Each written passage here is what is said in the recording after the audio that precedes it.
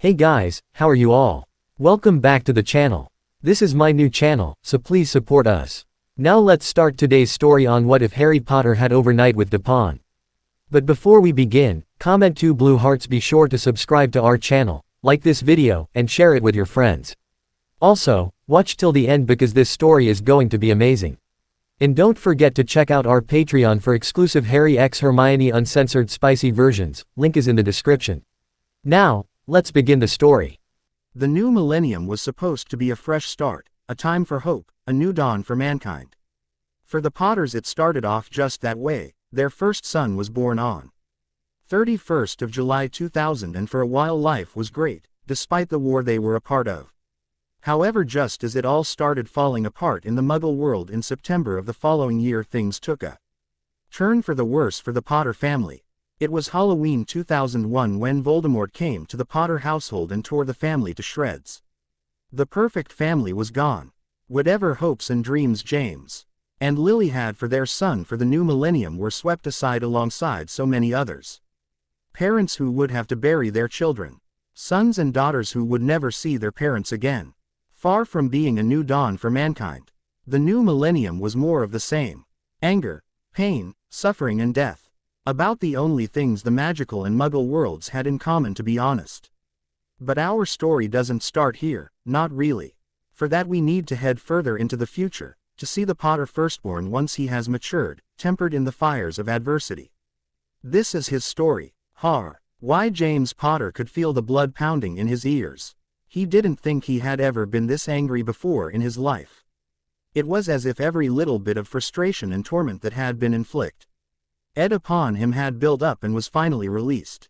He watched as the already sizable frame of his Aunt Marge continued to inflate as it worked its way out of the house, bouncing off the ceiling, before it reached the open conservatory door. He felt no regrets. He knew he should, but he simply didn't. He tore through the house towards his pitiful excuse for a room, intent on grabbing his few posses. Scions and getting the hell out of this bloody house. He grabbed the few clothes that vaguely fit him and stuffed them into his trunk. Then came his most important items, hidden under a loose floorboard. The invisibility cloak that was his father's and the photo album given to him by Hagrid. They were the only connections he had to his long-since departed parents and therefore highly treasured by him. All that was left to collect was his various pieces of magical equipment. Luckily the majority of this was permanently in his trunk so that his paranoid and magic-phobic uncle wouldn't confiscate it. Once it was all packed away, with the exception of his wand which he tucked in his pocket before thinking better of it and holding it out in front of him. He headed downstairs cautiously, expectant Vernon to have some sort of nasty surprise for him. He wasn't disappointed as when he turned the corner from the bottom step he spotted a meaty fist heading towards him from out the corner of his eye, so he promptly ducked. The bellow of rage mixed with the crunching impact told him that while he had escaped, the wall had not been so lucky. "You put her back. You put her back this instant." Vernon screamed at him through the pane, spittle hitting Harry in the face. Bringing his wand up so that it was pointing in Vernon's face, he let loose some more of his anger. "No, she deserved it. She deserves that and more. Now if you don't want me to curse you, you're going to get the hell out of my way right now." Vernon cringed at the sight of the wand, and the mental dilemma was clear to see. He desperately wanted to hurt Harry, but he didn't want to risk getting hit by any freakish spell. Before any decision could be reached, Harry stormed out of the house into the clear night sky and started walking, or rather marching, as far as he could from number 4 Privet Drive. It was only once he reached the play park that he started to cool off a bit and began to wonder what kind of situation he had got himself into this time. Looking at it objectively, he had little to no money on him, no place to stay, and carrying a trunk and a bloody great birdcage with a snowy owl in wasn't exactly inconspicuous either. The lessons of the last 2 years had been learnt the hard way, and Harry now knew that rushing in without a plan was the way to get yourself killed. In fact, if hadn't been for Fox, events in the Chamber of Secrets would have killed him. After his experiences with the Ministry last year, where Dobby's hover charm caused him to get a letter about underage magic, he was sure that this time he was now going to be expelled, even if he didn't use a wand. Minor details like that didn't seem to matter overly to the department responsible for monitoring underage magic. Mentally, Shaq ing himself out of the dark thoughts that were threatening to engulf him at the prospect of being expelled from the only place he had ever been able to call home. First things first, he needed a place to stay, and for that he needed money. He had some. Probably enough for one night somewhere, giving him the chance to get to Gringotts to take out some more money from his vault. He did consider going to the Leaky Cauldron, but dismissed that almost immediately, as he would very quickly be recognized there and be turned into the ministry. No, he was much better off going into Muggle London. It would be cheaper and there was far less chance of him being recognized. Decision made. However, that did leave the slight problem of how he was going to get to London in the first place. A noise behind him made him turn sharply with his wand raised. Just as he was about to scan the undergrowth for any threat, there was a bang behind him that caused him to topple over his trunk. Welcome to the night bus. Emergency transport for the stranded Witcher Wizard. I am your conductor, Stan Shunpike. Harry stood up and looked at the pimply and gangly youth in front of him. Can this go anywhere? He asked. Sure can, except for underwater. Can't do nothing underwater. Can you take me to the Strand in London, please? Harry remembered one of the roads that led off of Charing Cross where the Leaky Cauldron was. He figured this was close enough to the entrance to Diagon Alley as to be easy to slip inside, but far enough away that he was still unlikely to be recognized. Although knowing how insular and isolated the magical world was, being anywhere at all in the Muggle world would allow him precious anonymity. That'll be 12 sickles, please. 14 if you want a 2 of brush. What did you say your name was? I didn't, said Harry as he handed over the 12 sickles and headed towards a seat. The journey was quite possibly one of the most unpleasant of Harry's short life. The bus weaved and dodged through TRAFFIC at blinding speed with no seeming concern for the passengers. They were all thrown around so that when they finally reached Harry's stop he was covered in bruises. How on earth that woman had slept through the ordeal he would never know. Thanking his lucky stars that he had made it to his destination in pretty much one piece, he exited the death trap and gave an incredibly false farewell to Stan. However, Stan didn't seem to understand that Harry would happily never see him or his damn bus again. Stepping out into the clear night air, Harry breathed in deeply, the sense of freedom hitting him for the first time. He knew full well he still had a long way to go to properly attain that status, but he had made a positive step towards it. Thinking about it made him feel good. He had always been self-reliant, having had no choice in the matter thanks to the Dursleys, but this was a whole other level. Ah well, first things first, he thought, somewhere to stay for the night. To this end he started walking up the Strand, scanning each side of the road for any suspicious people that could be magical as well as somewhere cheap to stay. After a 5-minute walk he spotted what he was after. A SMY-looking building with a flashing sign outside that read, "Vacancies." Several of the letters didn't work and the whole place looked thoroughly unappealing, but Harry figured it was for one night only and he was only going to sleep, so what the hell.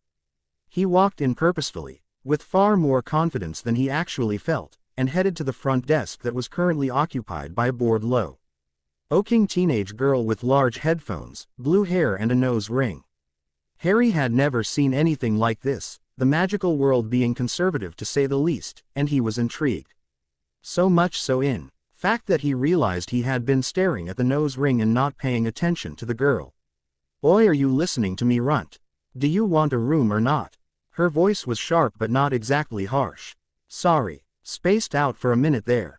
How much is a room? £15 a night for a single. That don't include breakfast or any of that crap, mind you.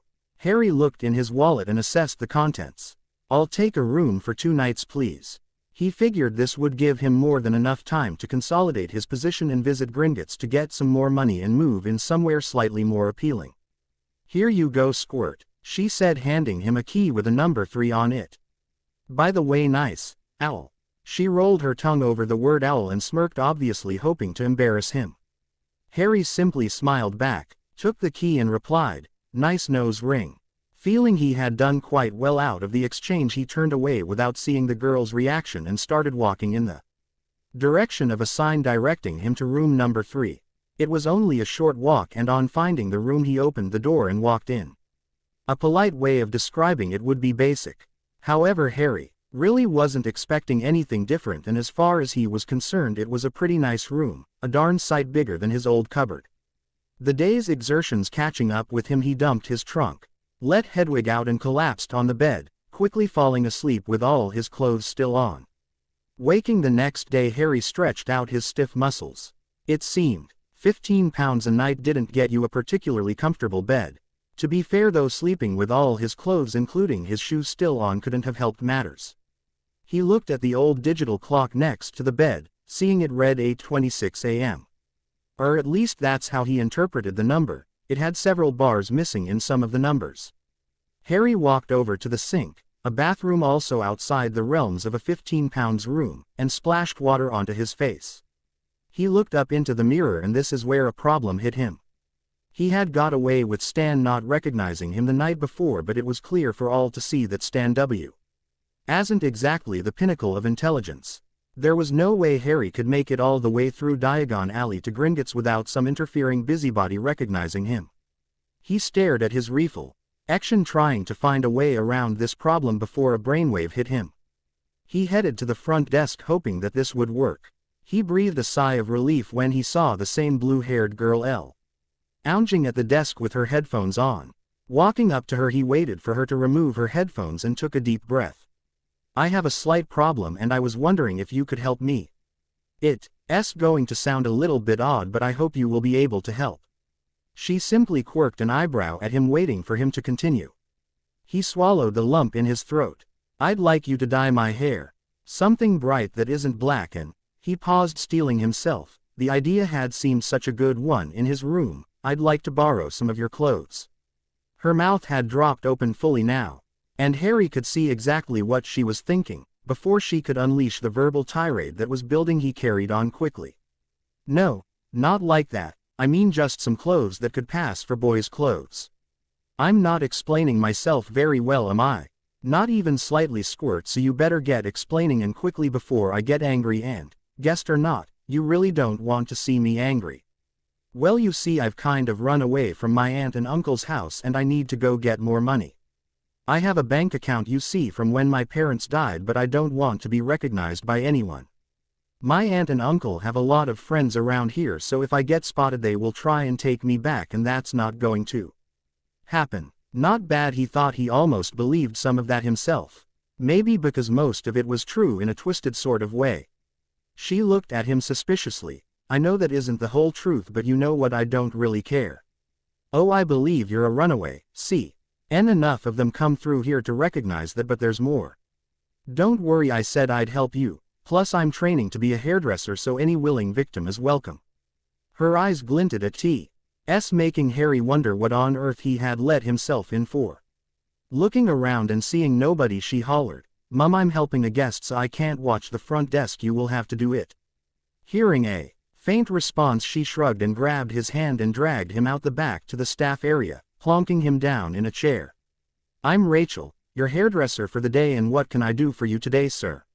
She curtsied mockingly. Fighting back a laugh, Harry replied, "I'm Harry, and well, I don't really know what I want. Definitely need to dye the hair to a different color, but other than that I am tempted to leave it up to you, although I'm not sure I trust you." He said the last part with false suspicion.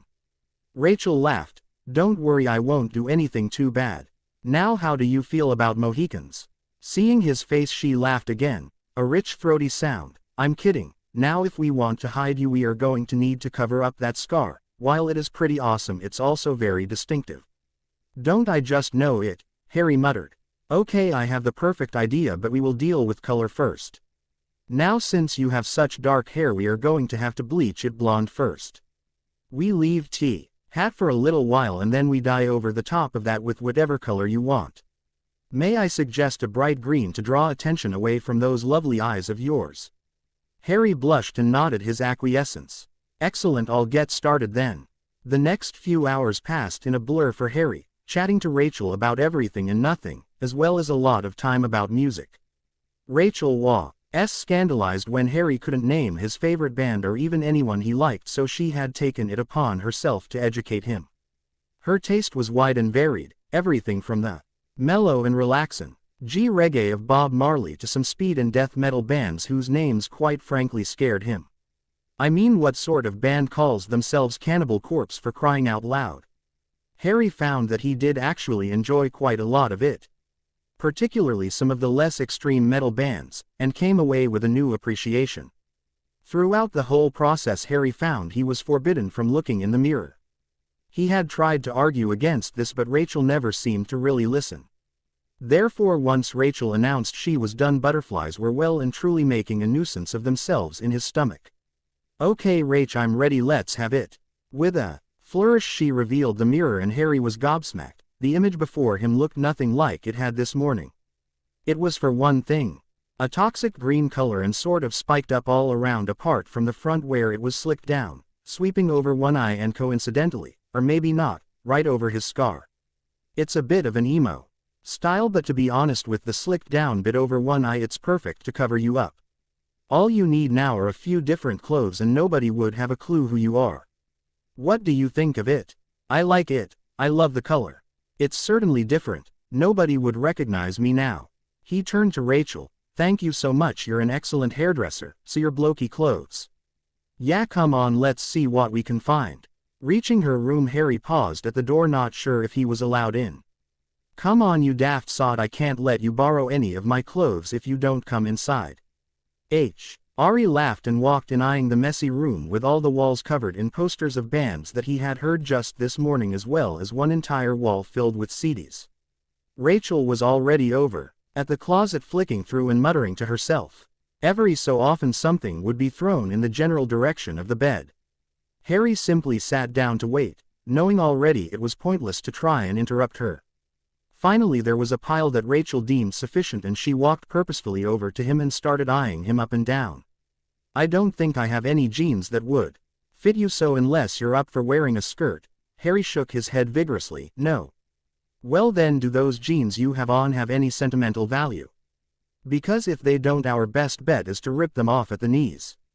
Get you a big old pair of boots, a band t-shirt, and stick a hoodie on top. Sound like a plan? Harry nodded his agreement and soon found himself with his already tatty and ripped jeans even more ripped. Just below his knees, he had put a Parkway Drive t-shirt on, after making Rachel turn around, having really got into their music downstairs, and was left choosing between a Metallica hoodie and a Pantera one. Just pick one. What are you, a girl? Rachel had clearly lost patience with the clothes selection process. Harry grabbed the Metallica one and picked up the biker boots that had been presented to him. They were a bit big, so he let Rach know he was going to his room to pick up another pair of socks to fill the inside of the boots out a bit more. Once he reached his own, he went straight to his trunk and rummaged around for a pair that wasn't too foul when he came across something that made him laugh out loud. His invisibility cloak. He could have just worn that and not had to go through all this effort. He silently cursed himself for being a daft sod again. But once he thought about it, he realized he had had more fun this morning than in a long time, so it was by no means wasted. Plus he would have had to have taken it off in Gringotts in order to talk to a goblin. Knowing his luck, that would have been when all the Aurors on duty for the day just happened to be inside the bank. An acceptable pair of socks was found, and so the boots were on and the ensemble completed. Harry looked at himself in the mirror, assessing his new look. He liked it. He wasn't sure about the hairstyle, but he liked the clothes and the new color of his hair. He resolved to try, if possible, to stay in Muggle London so that he could get away with having a hairstyle that didn't have to cover half his face. He made his way downstairs after putting his wand in the baggy pocket at the front of the hoodie to say goodbye to Rach for the day. She was at the front desk with an older woman Harry assumed was her mother. All right, Rach, I'm off out now. I'll probably see you later on if you're still around. Turning abruptly, he exited the front door, hearing Rachel's mother ask her if Harry was her boyfriend. Shutting the door just in time to hear her indignant squawk. Chuckling to himself, he ambled down the street in the direction of the leaky cauldron, ignoring with practiced ease the stares and looks he was getting from passers-by. He even laughed out loud when a middle-aged couple walking towards him took one look and crossed to the other side of the road. This was the life, he thought. The easiest way to be left alone. Course he still got the stares, but this was far more entertaining than the hero worship he normally got. The leaky cauldron itself looked just the same as it had when Hagrid had brought him there in first year. Walking purposefully through the door, he ignored everyone in there, including Tom the barman. He didn't want to take any chance of anyone recognizing him, and made his way to the entrance to Diagon Alley. Tapping the bricks in the right order with his wand, he watched as the alley revealed itself with all its hustle and bustle. As it wasn't such a new experience, Harry wasn't staring around at everything like a gawking child, but there were still a few things that captured his interest, such as the large crowd of people around quality Quidditch supplies. Shaking off the urge to go and have a look himself, he snaked through the crowds towards Gringotts. The entrance was still one of the most impressive things Harry had seen in the Wizarding World, including the warning poem on the doors. Striding to an open teller, Harry waited until the goblin looked up. "Greetings, I would like to make a withdrawal from my vault. Is there a way I can confirm my identity in private?" The goblin looked at him over the desk, suspicion etched onto his face. "And why would I want to do that?" Harry looked around him and saw nobody close or watching. So he discreetly shifted his hair to reveal his scar. The goblin's eyes widened slightly. Interesting. Know this, young sir. If you are lying about your identity, the goblins will take great pleasure in punishing you." His eyes shone maliciously at this. "Agreed, sir. Okay then, follow me." The goblin, Snagtooth as he introduced himself, led Harry to an office. As Harry walked in, he spotted a goblin behind the desk he recognized. "Griphook, it's good to see you again." Griphook looked confused at this. "Do I know you?" Before Harry could respond, Snagtooth cut in. "That is what we are here to determine, account manager. This boy claims to be Harry Potter and asked me to verify his identity in private. He accepted that if he wasn't who he said he was, that the goblins could punish him." Griphook's face showed confusion before it now held disbelief. "Mr. Potter, is that really you?" Harry nodded. "Well, you certainly have changed, haven't you? Well, to confirm your identity, all you need to do is to prick your finger with this knife and let a droplet of blood fall onto this parchment." Harry looked fascinated by this and did not hesitate to let a drop fall onto the parchment. After a few seconds, the blood started to writhe around like a snake and formed first into letters and finally into coherent words. Name: Harry James Potter. Parents: James Charles Potter and Lily Marie Evans. So it is indeed you. What can I do for you, Mr. Potter? That will be all, Snagtooth. I will call if you are required. Snagtooth bowed and retreated from the room. "Well, firstly, please call me Harry, Mr. Potter makes me think I'm about to get in trouble." Griphook nodded for him to continue. "Well, let me give you a bit of background. I trust this will all stay confidential." Griphook nodded again. "CERT Ainley, Harry, we at Gringotts are bound to keep our customers' dealings secret." "Excellent. Yesterday I left the care of my aunt and uncle after I somewhat inflated another aunt so that she may have ever so slightly floated away." Griphook burst into laughter at this. It wasn't a pleasant sound, but Harry figured it was better than silence. Having already had dealings with the Department of Rage Magic for something that wasn't my fault, I decided it was better to get out of there before I did something worse and got expelled. I am assuming from the fact that I didn't receive a letter straight away that I haven't been expelled. Last time the letter arrived immediately. I believe that is correct, Harry. If you did not receive a letter, then we must assume you are not expelled. However, I sense there is more to the story. Yes, well, I don't really want to be found by anyone. If they do, they will just send me back to the Dursleys." He shuddered at this. "I hate it there, and after Aunt Marge. Well, I think I'll be lucky to reach Hogwarts alive." "Surely you exaggerate a little bit. They can't be that bad, Harry." Harry didn't say anything. He simply looked at Griphook, weighing the options up.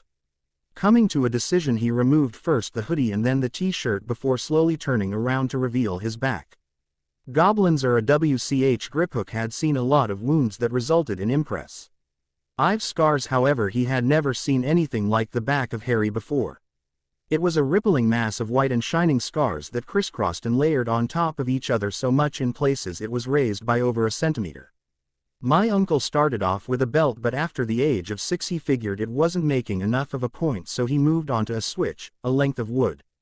I figure if it wasn't for my magic, I'd have probably died before I reached Hogwarts.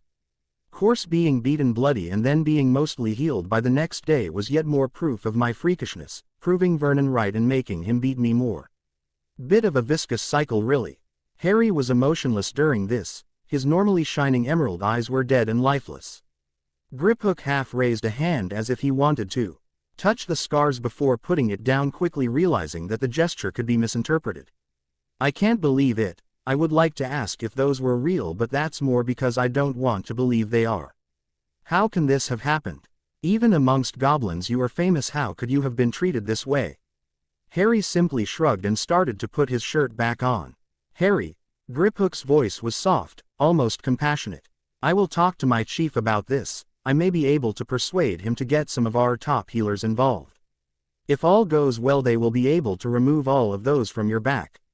I make no promises, but I will do everything in power. Does that sound good to you? Harry raised his eyes from the floor for the first time. You would do that for me? Certainly. Now if only we had access to your parents' wills, then we would know for sure, but I can't imagine they would have wanted you to go to your aunt and uncles if that was the result. What do you mean, my parents' wills? Well, since Halloween, when you defeated Voldemort, the wills of your parents have been sealed by the Ministry. No goblin knows why or who exactly did it, and we lack the power to gain access to them. All I can tell you is that you have access to your trust vault, and there is the family vault you can usually access at age 17. In the absence of wills, we assume that everything goes to the next of kin, which is you. So whatever bequests that your parents made have been ignored. This is not necessarily a bad thing for you, as it may mean you get more than you would have before. This does mean that your parents' final wishes are not being observed. Griphook shrugged. There is no legal onus on you to do so, but should you gain access to the will, which you should be able to at 17, you can still carry out the bequests as stated by your parents. Harry nodded to this. In regards to my family vault, you said usually at 17. Would it be possible for me to access it now, or at the very least take a look around it? Quote, there are special provisions set up if you are the last member of a family line, which you are. These state that you can access your family vault from 11, but you can't take any of the money until you are 17. This means that you can take any of the books, paintings, furniture or heirlooms that you wish. Can I go and look at them now? Harry's voice trembled at the prospect of seeing if there was anything from his parents in the family vault. You can indeed, Harry, and while you are doing that I will talk to my chief about you visiting our healers. Thank you, Griphook. I don't know how to repay you for your help. It is unnecessary, Harry. Now Snagtooth will take you down to your family vault and then to your trust vault. Harry followed the goblin from the room, leaving Griphook trying to shake himself from his thoughts. It was only a short walk from the office to where the infamous Gringotts carts were kept, and the trip was made in a slightly awkward silence.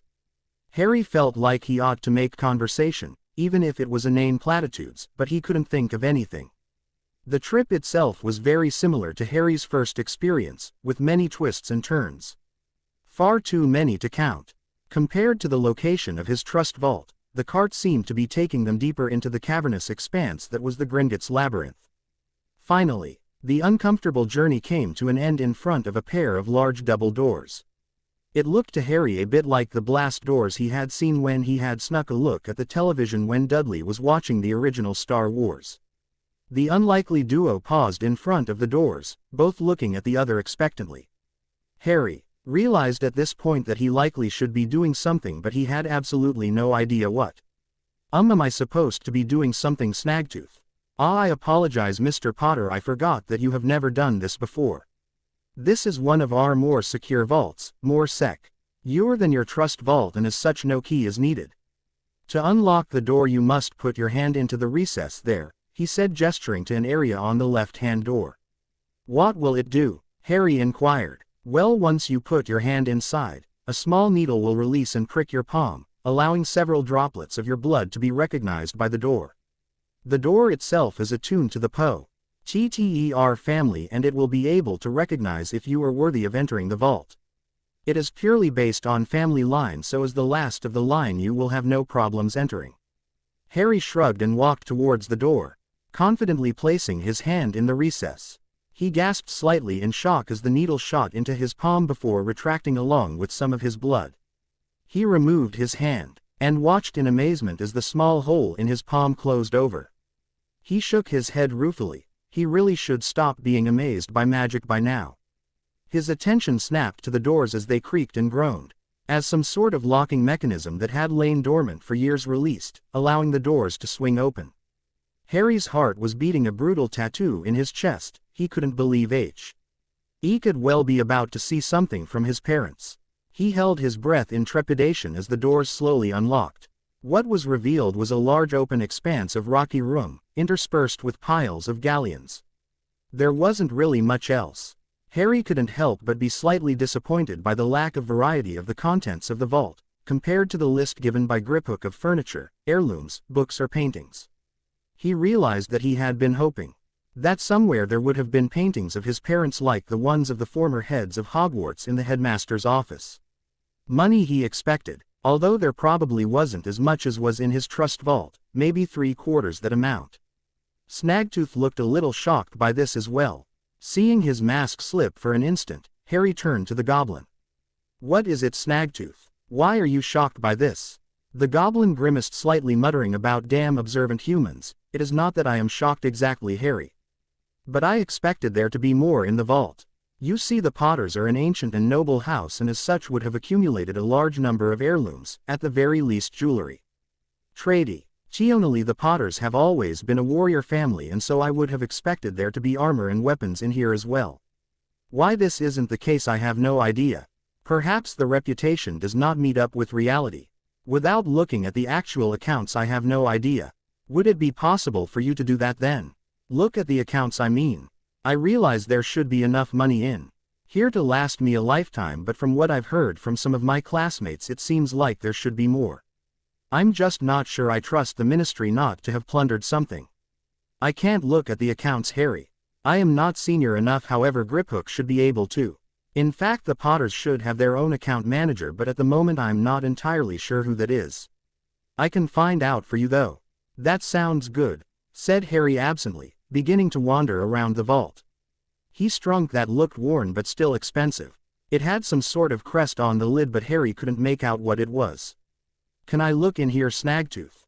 "Of course you can, Harry. It's your vault after all." Harry nodded and knelt to open the lid. Inside was a collection of leather-bound books.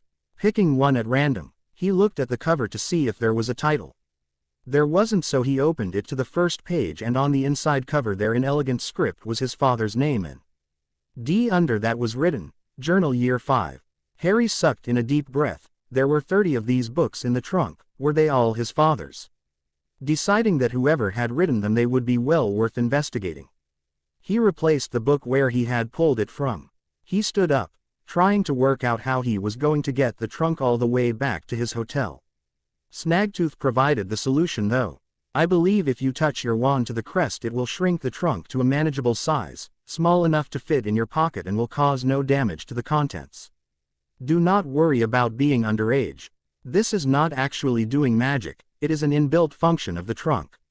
Harry nodded gratefully and shrunk the trunk before placing it in his pocket. "Can we go to my trust vault now? Unless there is some way of getting money out without having to physically cart all the money around with me." Harry looked questioningly at his guide. "Well, Gringotts does make pouches available to customers, for a fee of course. These pouches link directly to a vault and allow you to withdraw however much you desire in either Muggle money or galleons, providing of course it does not exceed the total available in the vault." "That sounds great. How much will it be for one of those?" "You will have to discuss that with Griphook. If there is nothing else, do you wish to return to his office now?" "That would be great. Thank you, Snagtooth." "Not at all, Harry." Surprise once more flitted across the goblin's face at receiving thanks.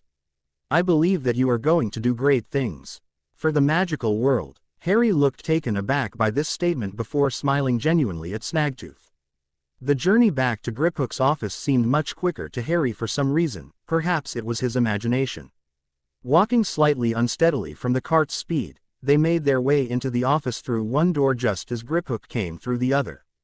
"Ah, excellent timing, Harry. You will be pleased to hear that I have spoken to my chief, Ragnarok, and he has agreed that you need to be seen by a healer, and under the current circumstances it would be best if you saw a goblin one.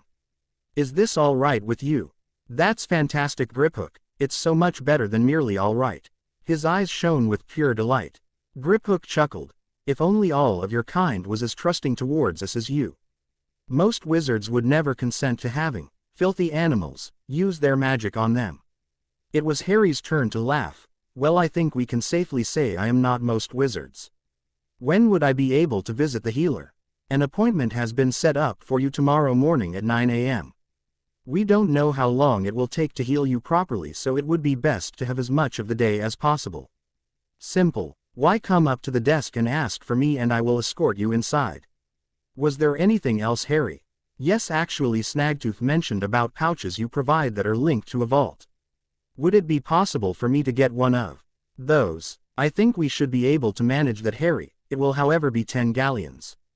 Harry nodded his agreement to this, and so Griphook reached into his desk, pulling out a handsome black pouch.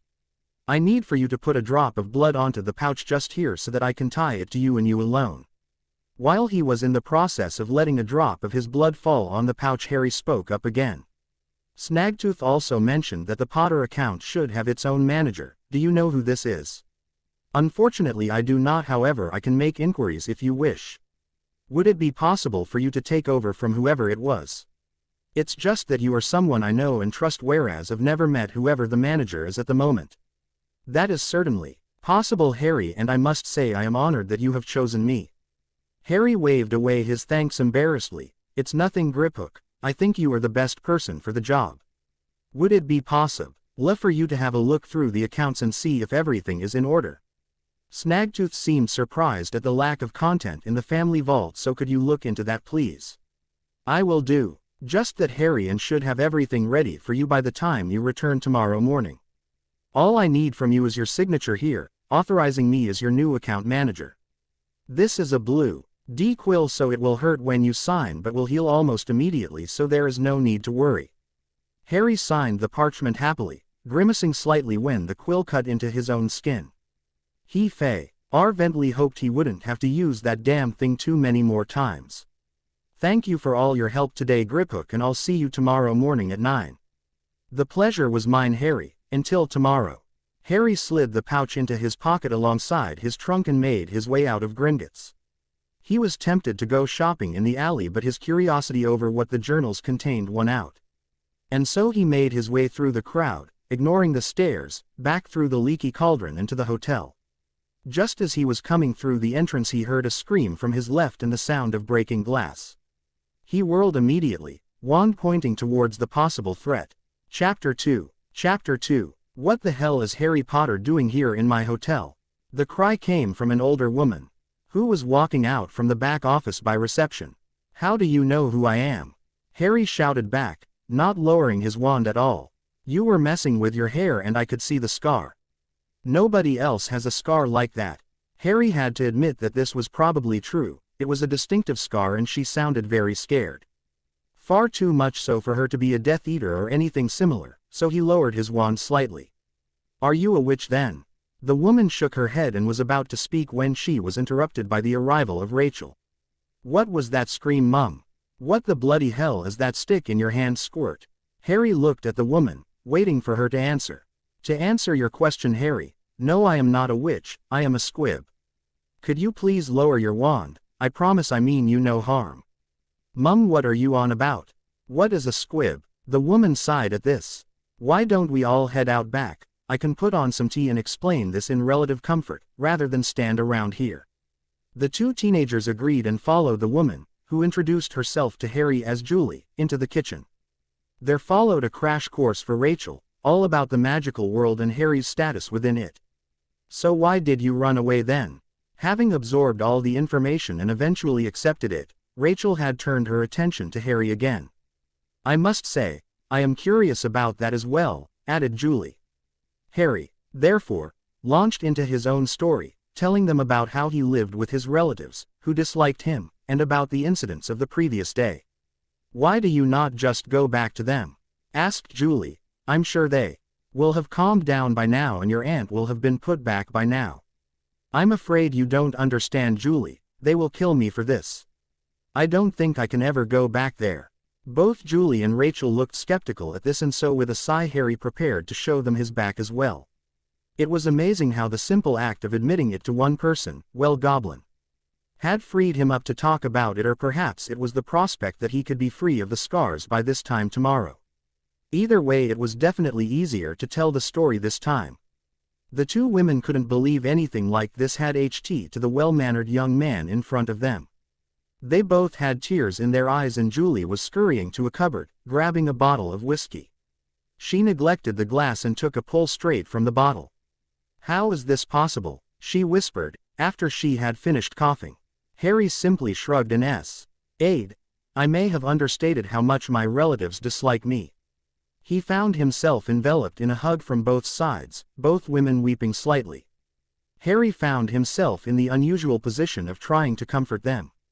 His mind registered that this wasn't exactly the way it was supposed to be, but he had long since shed his last tear over his cursed relatives. "It's okay, I'm off to Gringotts tomorrow morning to visit a goblin healer and they are hopeful that they will be able to do something about the scars." "How are you so calm about all this?" Rachel asked in wonder. "Don't really know, I guess it's just something I'm kind of used to. Now, once you have had something for the majority of your life, you begin to accept it." He shrugged again. "It's just the way it is." "Harry," Rachel looked at him with her eyes shining from tears, "I want to help you." She paused here, collecting herself. "I've always wanted a little brother." She looked away a little embarrassed. "Well, I had one but he died when he was only young. I guess that's why I helped you so readily the other day, you reminded me a little of how he could have turned out. Anyway, what I'm trying to say is if you have any problems or need any help, I'll be here for you." Harry was truly touched. "I'd like that, Rach. I've never really had anyone I could call family, at least not that I remember." He took a deep breath. "Thank you for everything. Now I'm sure you two have a fair bit to talk about and I'm pretty knackered, so I'm going to take a nap and then have a look at some of the journals I picked up. I'll see you later." With that he stood up and walked to his room, suddenly feeling mentally drained. A nap sounded perfect right about now to him and so he did just that. He awoke a couple of hours later feeling hungry. So he decided to go to the McDonald's he passed on his way to the Leaky Cauldron earlier on. One Big Mac later, he was ready to start on the journals. A quick look at the inside cover of each showed that of the 28 journals, 18 were his father's and 10 his mother's. Of James's there was one for each year at Hogwarts, 4 from his pre-Hogwarts days and 3 detailing the Marauders' pranks.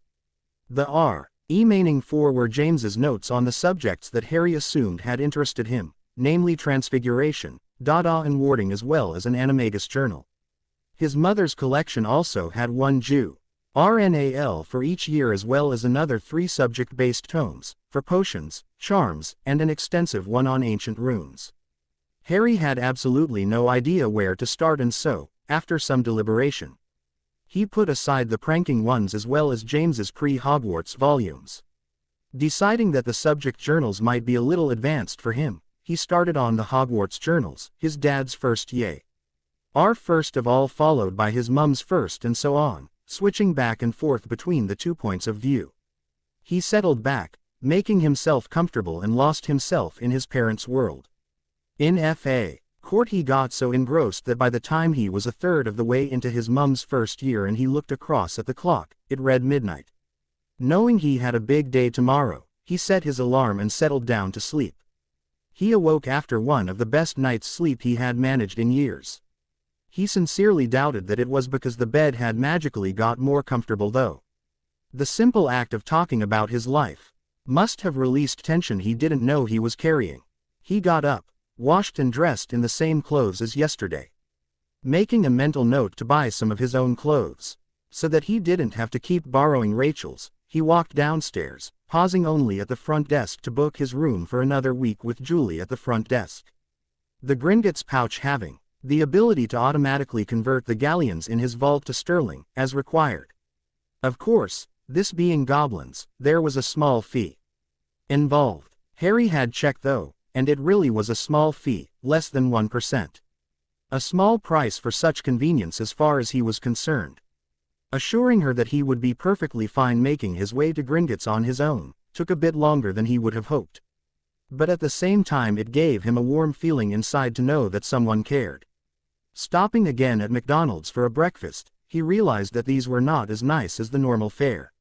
Another mental note was made, to find somewhere slightly more healthy to eat, particularly around breakfast time. Being still early in the morning, The lines at the tellers were low and so Harry had no difficulty in walking up to an empty one and asking for Griphook. He was a touch early, so he mentioned to the teller that if Griphook wasn't ready for him, he would be sat over on one of the available waiting benches. The goblin looked at him strangely when he said this, but he dismissed it from his mind. He may not have looked it to a casual observer, but inside Harry was in turmoil with nervousness. All his doubts were surfacing in the form of questions running through his mind. What if they couldn't heal it? What if they refused to do it? What if they laughed at him? It took Griphook 3 attempts to break Harry from his dark thoughts. Harry looked up apologetically. Sorry Griphook, just a little bit nervous. That's quite all right sir, if you would come right this way. Harry looked at him questioningly as to why he had slipped back into formal address, before Griphook subtly indicated the surrounding people. Harry nodded in understanding and smiled his thanks, before following the goblin. Instead of going to the office like yesterday, Griphook was leading them into the medical complex that was towards the rear of the bank. Very few humans ever went this far into the Dapahne, and those that did were usually on their way to something unpleasant, never to return. First of all, I am taking you to have a scan done on you so we can assess any and all damage that you have incurred over your life, Griphook said, by way of explanation on their journey. After that, depending on the results, you may be treated then, or there may be things we need to prepare before you can be treated appropriately. Harry nodded mechanically, paused before the door that Griphook had walked through, took a deep breath to steel himself and walked inside.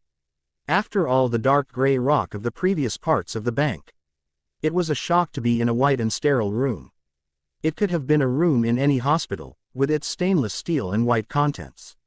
There were 2 goblins standing around a low bed, one obviously the assistant of the other. Ah, Mr. Potter, if you would be so kind as to remove all of your clothes, apart from your underwear, and lie on the bed, then we can get started. The elder goblin's tone was firm and one that brooked no argument. Harry wondered idly what it was that bred healers to all be such no-nonsense individuals. Madame Pomfrey was the same. He complied without comment, hissing slightly as the cold of the bed hit his naked back. Now I am going to cast some diagnostic spells so that we can fully assess you and what needs to be done. Don't move, it will only throw the results off.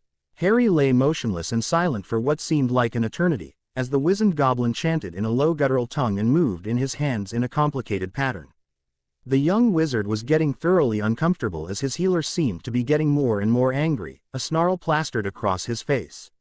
It was therefore no surprise that Harry flinched horrendously when the goblin turned abruptly and started shouting what could only have been swear words in the goblin's own language. He then launched a tray of instruments against one of the pristine walls, causing an almighty clattering. The assistant while Harry was recovering his composure. What is it, Master Healer? What's wrong with me? Harry's voice was quiet and seeped in nerves. It is barbaric, and they say we are animals. How can this have been done to anyone, especially a child? The goblin continued to rant before seeing that his patient was shrinking back into the bed with every sentence.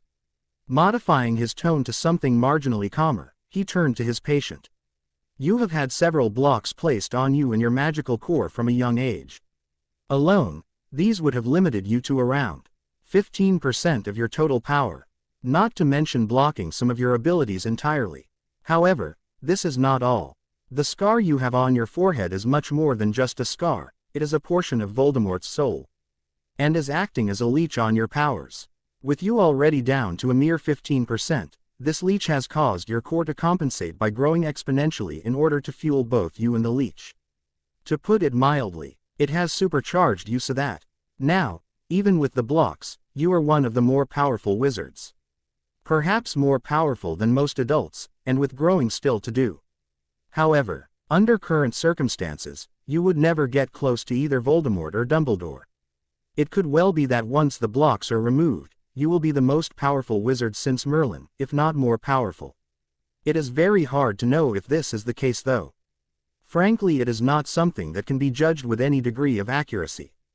You may end up at less than Dumbledore's level of power, 10 times the size of it, or absolutely anywhere in between. Until we take the bindings off, and you reach full maturity, it will be impossible to know. Aside from the binds on your core, Your intelligence has been curbed and you have an eidetic memory that has also been suppressed. Seeing Harry's look of confusion, he explained, "This means that if you read or hear something once you will remember it. Also you have some metamorph talents that have been blocked. This is the ability to change your appearance at will.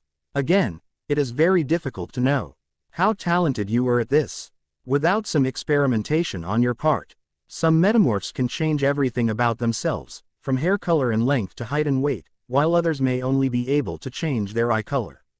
What we are going to do is take you down to the ritual room, and remove the leech, as well as all the blocks on you and your abilities.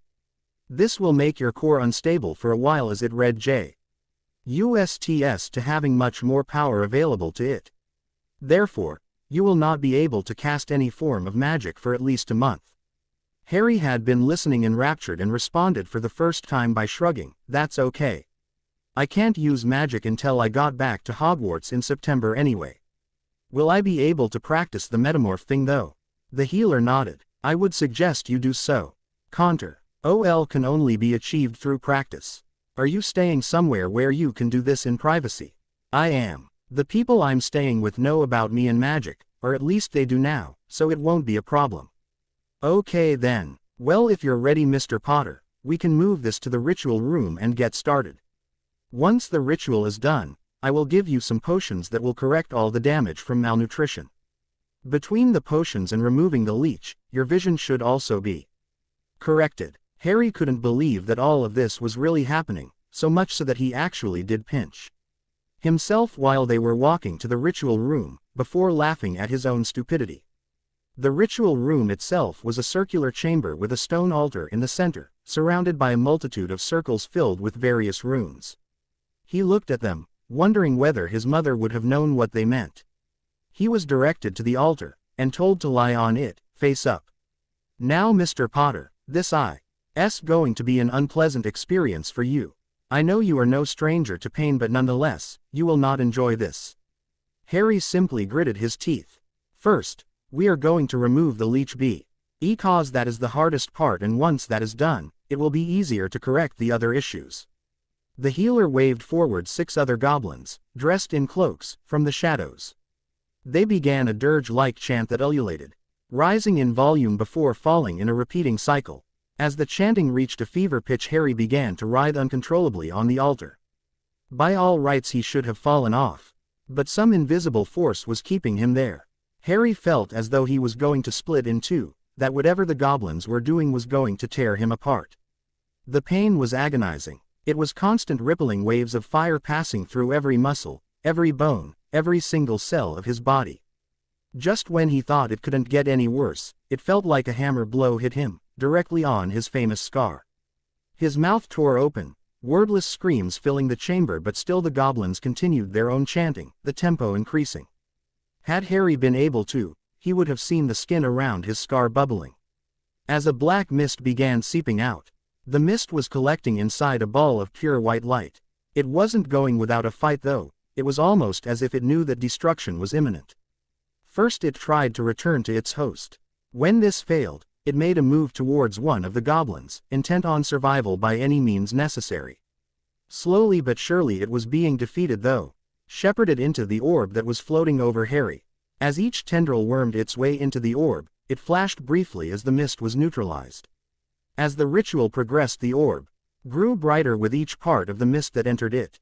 By the time the final strand entered, the orb was pulsating with a glare so bright that it hurt your eyes to look anywhere near it. Harry's throat had long since screamed itself hoarse, but there was no abatement. To pause now would be disastrous. With a final flash that temporarily blinded everyone in the room and a wave of magic that knocked all the goblins present over, the orb disappeared, leaving Harry free of its cancerous effects. If he was conscious at this point, Harry would have begged for a respite before continuing, however he was currently dead to the world.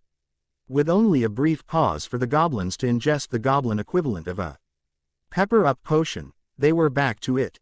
The chanting was different this time, more rhythmic, almost tribal.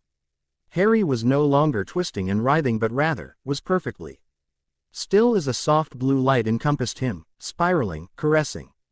Soon the air began to fill with the crackle of raw, untamed magic as the bindings were forced to relinquish their hold. Harry's new hair abruptly changed color again to a deep red this time, before turning to purple and lengthening, then turquoise. Eyes before cycling too fast through colors and lengths to keep track of. The scars all over his thin frame began to wriggle like snakes, slowly burrowing back into the body they adorned. The only one that was unaffected was the remnant of the hole where the basilisk fang pierced his arm in the Chamber of Secrets. His body also began to lengthen. The height lost, thanks to the lack of food in his childhood, was beginning to return. Also the thin frame was no longer quite so thin. It was wiry now, with a hint of muscle. The ribs had a covering of muscle and fat and were no longer visible. Externally, nothing was happening to Harry's eyes, but internally was another story. The blue light was repairing the ravages of a childhood spent in the dark and wearing glasses that weren't prescribed, forcing the eyes to strain. As one, the goblins finished their chanting, the rituals having healed as much as they were able to. The exhausted boy was still unconscious and would remain so for several hours yet before awakening, ready to start a new chapter in his life.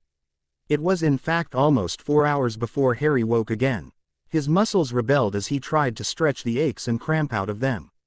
While he was doing surroundings, it seemed as though he was back in the white room he was taken to first. He was all alone. However, just as he was making to sit up, the door opened and in marched the goblin healer. He sighed at being caught trying to escape, and made to lie back like a good little patient. The healer must have followed his train of thought. "Can you get up, Mr. Potter?" Harry shrugged slightly before nodding. "Well, do so then. I don't want you cluttering up my room." This was unexpected.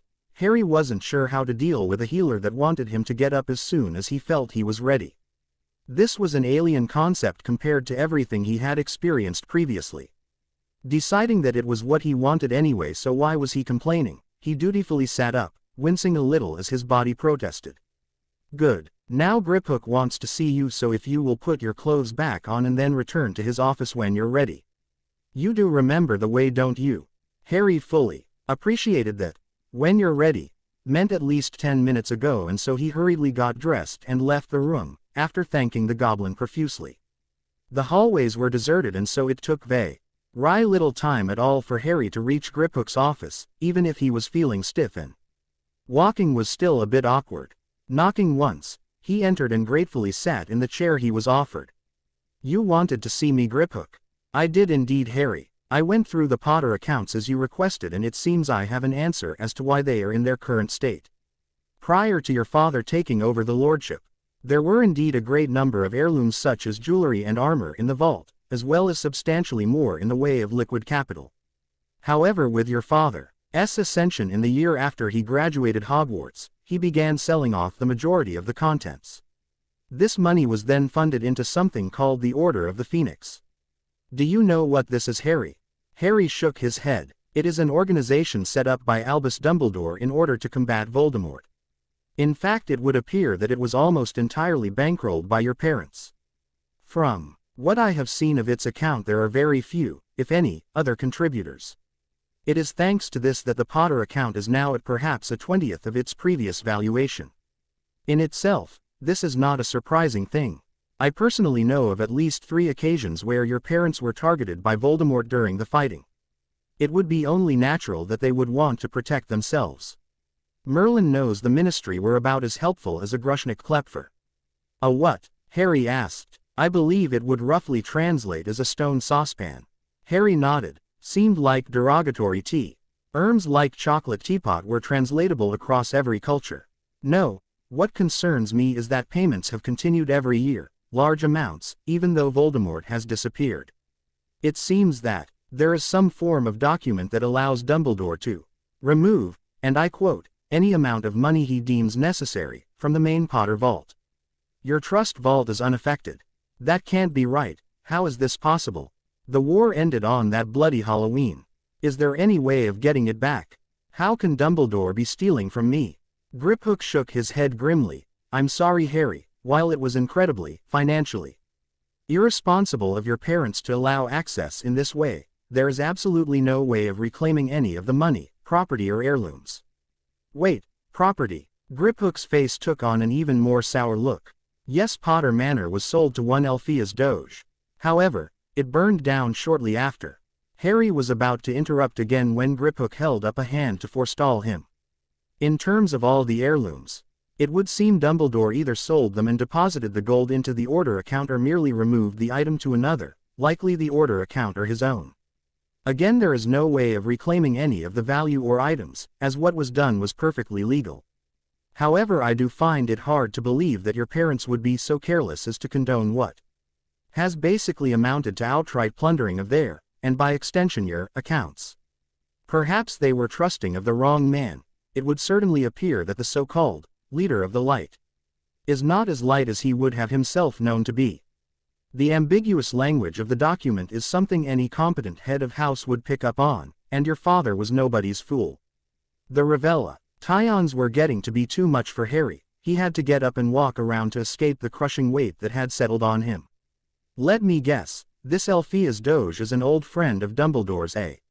And he paid a lot less than market value for Potter Manor. Griphook nodded. And this fire, I'm going to guess that it was not very long at all after, perhaps within a week. Then, insurance was claimed, because of course it was one of the rampaging hordes of Death Eaters that burnt it down. This last was said with utmost scorn. Of course, nobody would question it if the great Dumbledore says it's so. Even though I'm betting there isn't a single other pureblood manor that was even attacked, let alone burnt to the ground, by the pureblood bigots that make up the Death Eaters. It wouldn't make sense to do that. It would alienate their prime support. Am I able to block Dumbledore's access to the vault, or do I have to be an adult? Unfortunately, your suspicion is correct. There is nothing you can do until you are emancipated. Dumbledore has tied this up very well and unfortunately for you, perfectly legally. And I am guessing again that the only person who can allow me to be emancipated early is Dumbledore. How am I doing so far? Griphook. I would say that all sounds fairly likely so far. Of course nothing can be proved about all his wrongdoings. He could, and likely would, claim that he was keeping your inheritance safe, in the unlikely event that anyone challenged him over it. Oh, I appreciate that. There is however a solution. And what is that, may I ask, Harry? I'm going to destroy Albus Dumbledore, Harry said in a calm voice.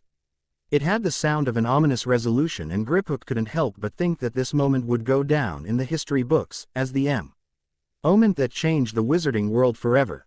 Of course, in these histories, there would be crackling lightning behind Harry Potter along with rolling thunder, so not everything could be taken entirely seriously.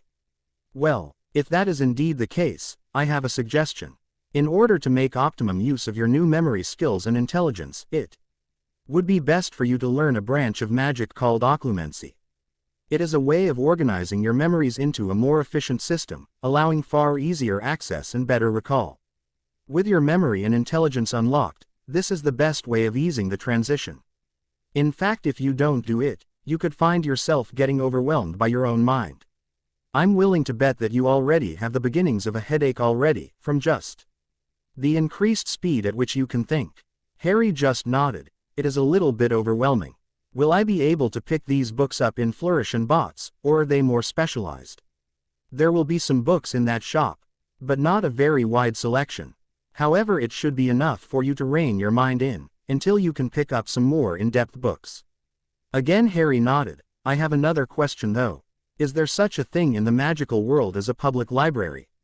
You know, one where you borrow the books for a specific length of time and then return them. In the magical world there isn't such a thing. That would allow knowledge to fall into just anyone's hands, and the purebloods don't want that. However, I believe that some enterprising Muggleborns created a magical wing in the British Library. Right here in London. I don't know how good a collection it is, as for obvious reasons I have not visited, but it is better than nothing. Indeed it is. I tea a lot of time there over the summer. How do I get into the magical part of the library? I'm not sure, but I would guess that there would be signs that are charmed so Muggles can't see them, much like the leaky cauldron is. Before Harry could respond in any way, there was a knock at the door and a harassed-looking goblin walked in, holding 3 vials of different colored liquids. Griphook took the from the underling without a word and dismissed him with a casual gesture. These are your potions that will correct the remaining damage from your relatives' treatment of you. Take the blue one fur. Same thing in the morning, and the red and green ones just before you go to bed. The vials are charmed to be unbreakable and will refill on their own for the required 30 doses. After those 30 doses, you should be back to your optimum condition. If there is nothing else, Harry, that's more than enough. Thank you for all your help, Griphook, and if you could pass on my thanks to all those who participated in the rituals. I would be most obliged. Harry took the vials from Griphook before giving him a small bow and made his farewells, leaving the office and bank. As his headache was only getting worse, Harry decided that the occlumency books were his #1 priority, and to that end he weaved through the other shoppers, towards Flourish and Bots.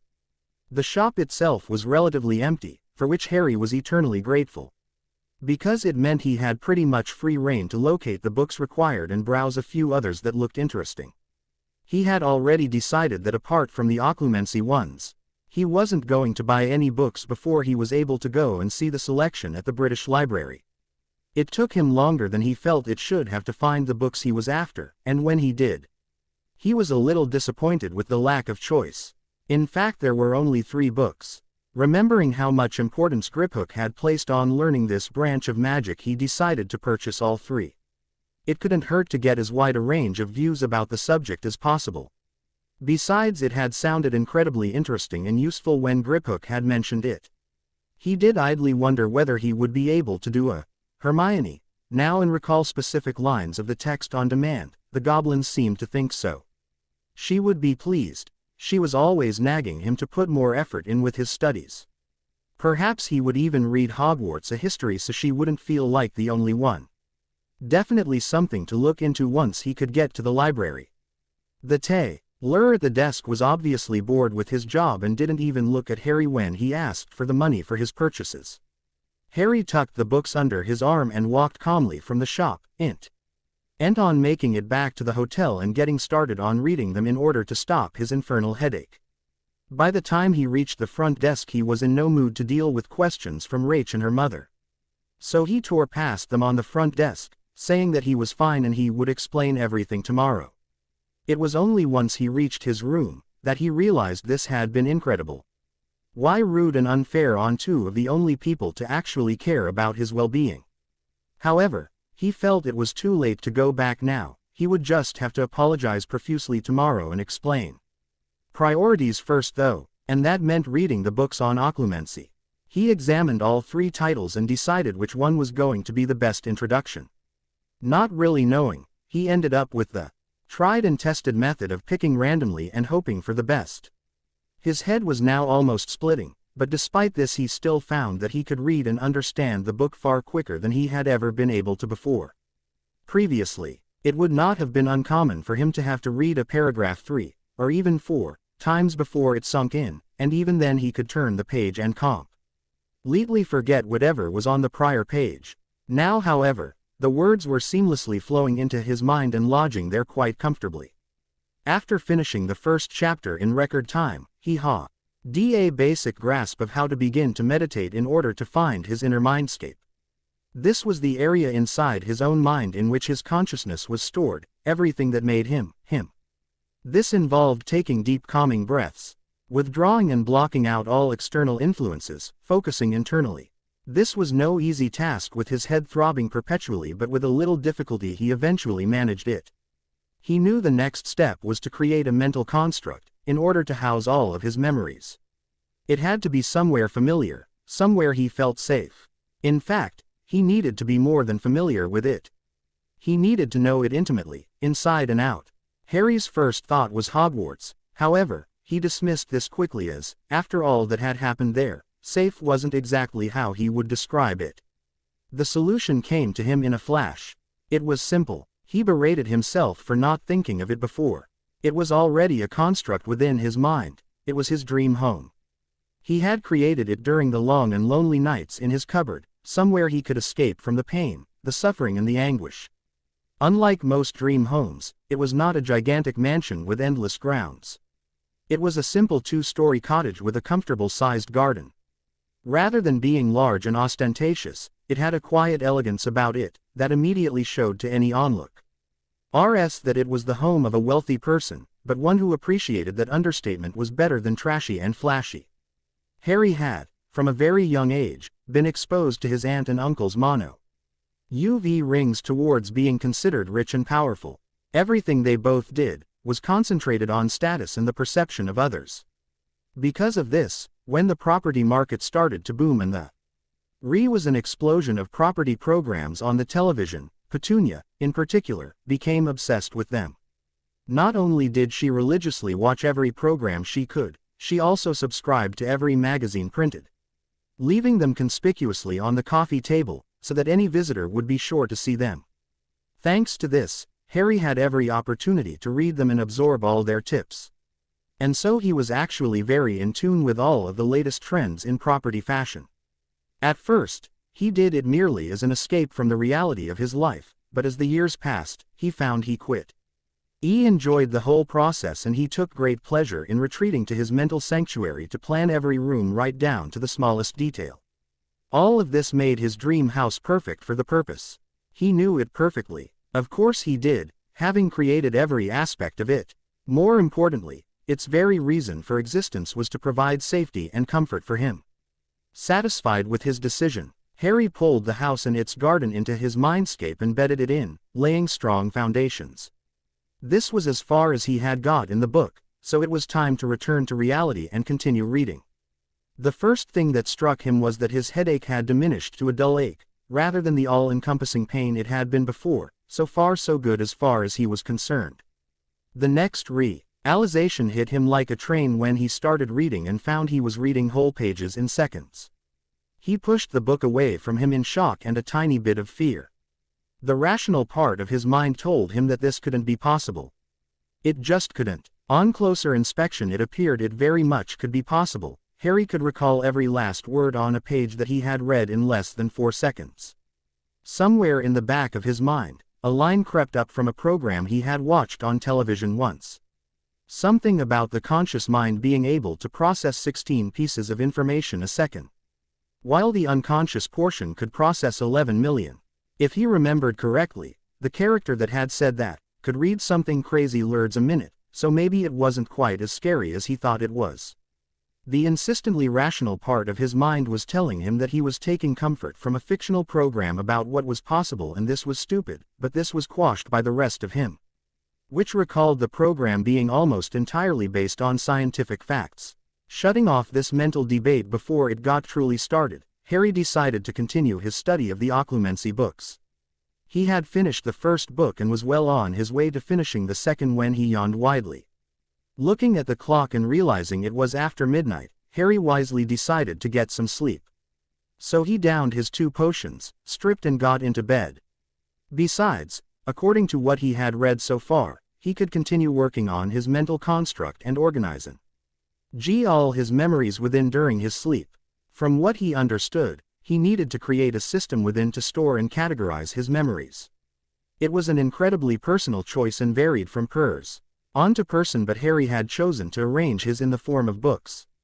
These were then stored in the library on the 2nd floor, looking out over the garden. There would be books for his subjects, books for good memories, books about specific people, and of course, books for the bad memories. These would be tucked away on the top shelf for the time being. He had read about the ability to create mental defenses so that nobody but him could access his memories, but this did not seem to be a huge priority at the moment. Arranging his mind into a well-oiled machine was the vital first step. He knew for the process of doing anything at all, that if the first step was not done properly, then anything added later would not be as effective. Take a house for example. No matter how wonderful and strong the walls were, if the foundations were weak, then the walls would crumble eventually. However, on a strong base, even weak walls would stand a much better chance against whatever could be thrown at them. Be that the elements or simply the ravages of time.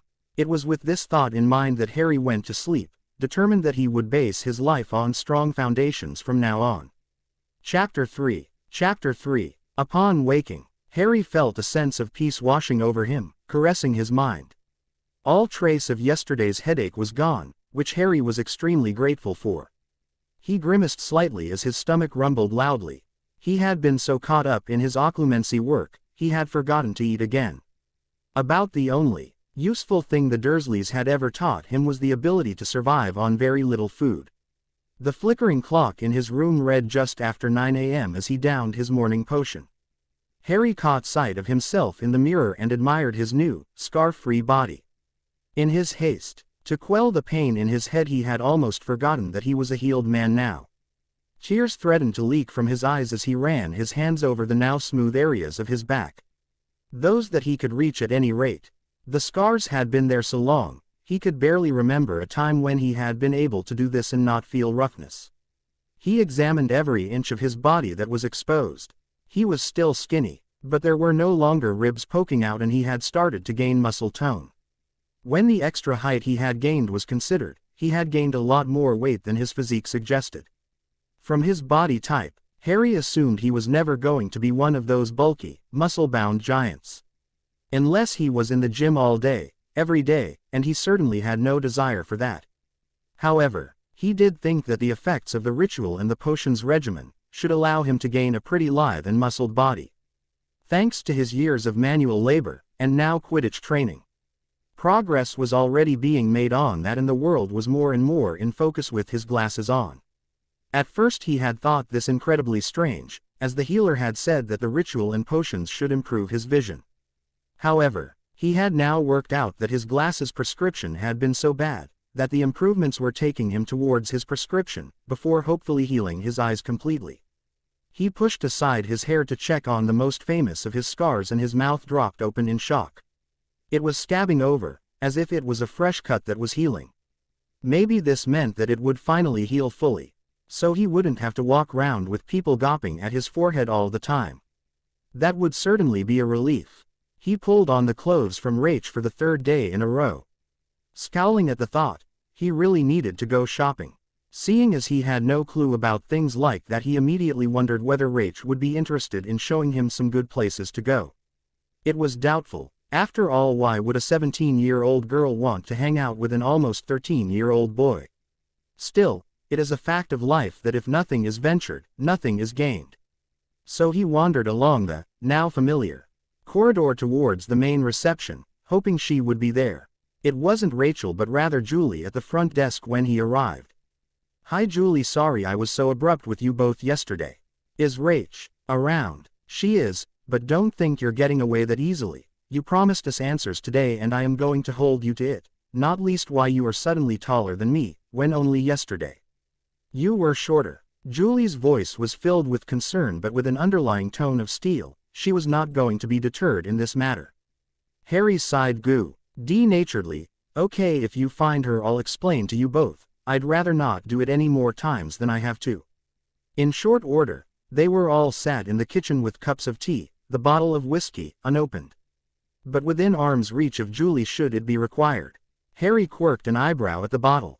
"Hush you, what you said yesterday nearly finished me off. I don't want to have anything happy. And again without appropriate medicine in reach." Harry laughed at this. "You should be all right today, Julie. There were no major revelations this time. In fact, there were a few things I almost expected." And so, after gentle prompting from both ladies, he began. He explained all about the ritual, the leech and its effects. This elicited gasps and Julie's hand twitching towards the bottle. However, T.H.E.Y. calmed once he had confirmed that all trace of it and the blocks had gone. Dumbledore and his legalized plundering came next. Calming them down this time took rather longer than previously, but as Harry explained, "Sure. They were technically my things, but I look at it this way, it gives me the motivation to go out and make something for myself. I can't just sit back on previous members of my family's accomplishments. This way, when I become one of the most successful people in the world, I'll know that I earned it, nobody else, and not for having my parents die while I survived. No, it will from my talent and the sweat off my back. Plus, it will make my destruction of the meddling old thief all the more sweet." Finally Harry explained his new mental abilities, and why he had run from them both last night. Rather than explain what had happened. This all done, he leant back in his chair waiting for the onslaught of questions. It never came. This confused Harry slightly. In his experience, anything like this would have bred hundreds, if not thousands, of questions from Hermione and Ron. Do you guys have any questions? It was Rachel who answered. No, not really, all seemed pretty clear to me. So long as all the medical issues are all sorted now, they are all sorted, aren't they, Harry? Her voice promised a lengthy discussion, if he had been anything less than truthful. He smiled slightly. Wordlessly, he stood up and removed his shirt to present his cleared back, hearing gasps from over his shoulder. Magic really is a wonderful thing, said Julie. Really makes me wish I had been born with it. It's so frustrating to live on the outside of it, some quirk of nature, you can't. This gave Harry pause for thought. Perhaps this was how his Aunt Petunia felt. Was she jealous of her sister? Is that why she treated him the way she had? Well, he would never know now. He certainly had no intention of ever seeing the Dursleys again. I'm sorry, Julie. It must be hard for you. It is, she replied, but you get used to it. To be honest, most of the time you forget about it. It's only very rarely that it comes up in my life. Harry was feeling decidedly uncomfortable now. You know I can find another place. Of course not, dear. Don't be silly, she admonished him lightly. Honestly, it's no bother. You will do no such thing, young man. I'd never hear the end of it from my daughter, but more importantly, we like having you here. It's good for me. I have to learn to accept that magic is something I will never be able to do. I should have got over this long ago. Her tone of voice brooked no argument and her eyes were flashing at Harry, daring him to continue arguing. Well, in that case, would it be possible for me to reserve my room for the rest of the summer? I'll need to leave on the morning of the 1st of September, so from now until then, is that okay? Julie's face broke into a rather large smile, only eclipsed by that on the face of her daughter. I think that would be great. We would love to have you. Excellent. That's me sorted for the rest of the summer, definitely a weight off my mind. He abruptly changed tack as he remembered why he had come downstairs in the first place. Hey Rach, you know, I can't keep stealing your clothes and all mine are about 3 times too big, even after my growth spurt. I was wondering if you would maybe want to, I dunno, go shopping with me. I mean, I know nothing about clothes and where to get them, so I could use your help. Course I'm sure you're busy and everything. Harry, you had me at shopping. See, in his look of incomprehension she sighed, it's from a film, never mind. I really am going to have to train you in pop culture. We are making progress with music, the important question is what do you know about comics? Not much. I know of Batman, but that's about it. Rachel's jaw fell at this latest news. Well, we can't have that, but we will deal with that later. Come on, it's shopping time. She shouted this last part as she grabbed Harry's arm, dragging him from the room. Harry had just enough time to see Julie's amused grin before he was forcibly removed from the kitchen.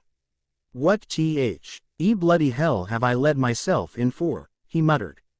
The best day of your life, his new tormentor called over her shoulder. He rolled his eyes. As it turned out, it wasn't exactly the best day of Harry's life, although he did enjoy it. No, the day achieved a different title, that of the most tiring day of his life. Who knew shopping would be such an epic task? Harry certainly didn't. When they finally returned to the hotel lobby, after the marathon session that had lasted a whole day, Harry probably had enough clothes to last him for the rest of his life. Throughout the day Rachel had helped him to create his own style of dress, based on what he liked. Of course, some of the things that he had liked, he was told in no uncertain terms that he was very wrong and he didn't, in fact, like the item. Harry soon found in these instances it was best to just agree. On several occasions he almost slipped into the stock phrase that most men need to learn for these situations, yes dear, whatever you think is right. Rachel seemed to sense this and had remarked on more than one occasion that he was becoming very well trained. Harry wasn't entirely sure whether this was a compliment or not. Oot decided to hope for the best and guess it was good. Harry's new style was a bit of an odd mix between similar things to those he had borrowed from Rach and a surfer, skater type of clothes.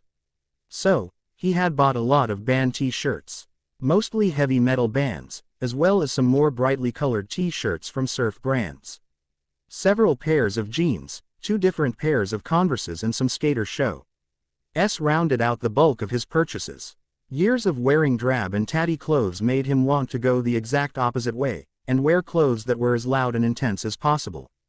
His favorite purchase was a toss-up between one of the several pairs of rather flamboyantly colored board shorts he had bought or the leather jacket that had set him back quite a lot, but he couldn't help but be drawn to.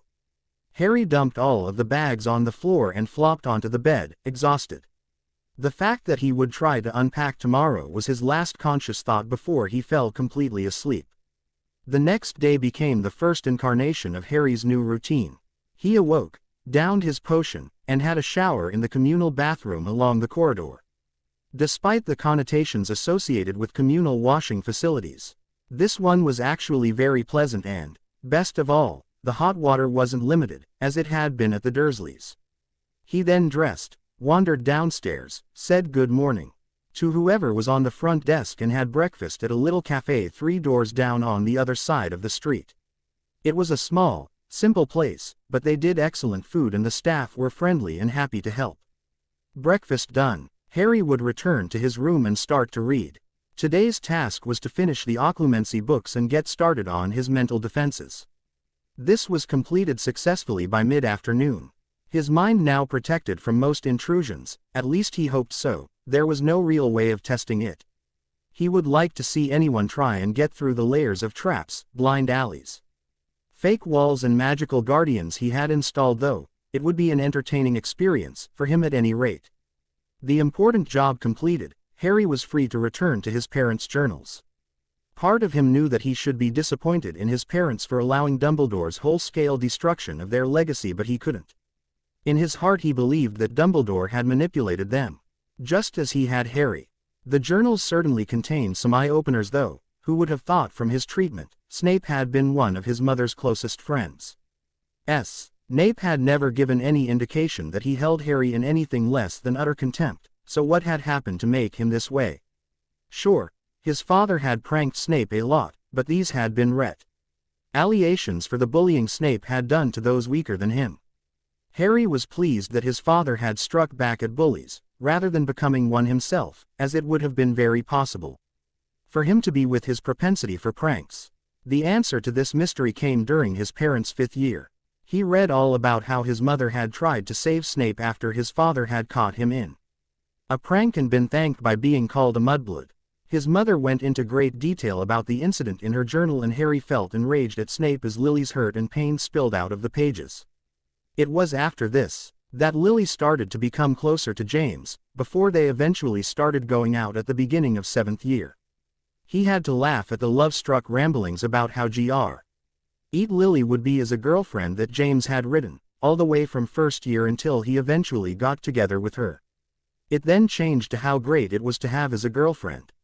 It was abundantly clear that his parents loved each other very much, but what was also interesting is that both of his parents were incredibly good students. James was not the textbook definition of a great student, to be brutally honest. He put in hardly any effort, but he was blessed with a natural talent that allowed him to understand the work very quickly, particularly the practical work. James's written work was apparently not quite to as high of a standard, but this was more than made up for by Lily's written work. Just reading at the amount of effort she put in on background reading made Harry belly. It was more than equal to Hermione's, his all things studious. His father could do so as well when he was motivated, for example his work on becoming an animagus with his friends.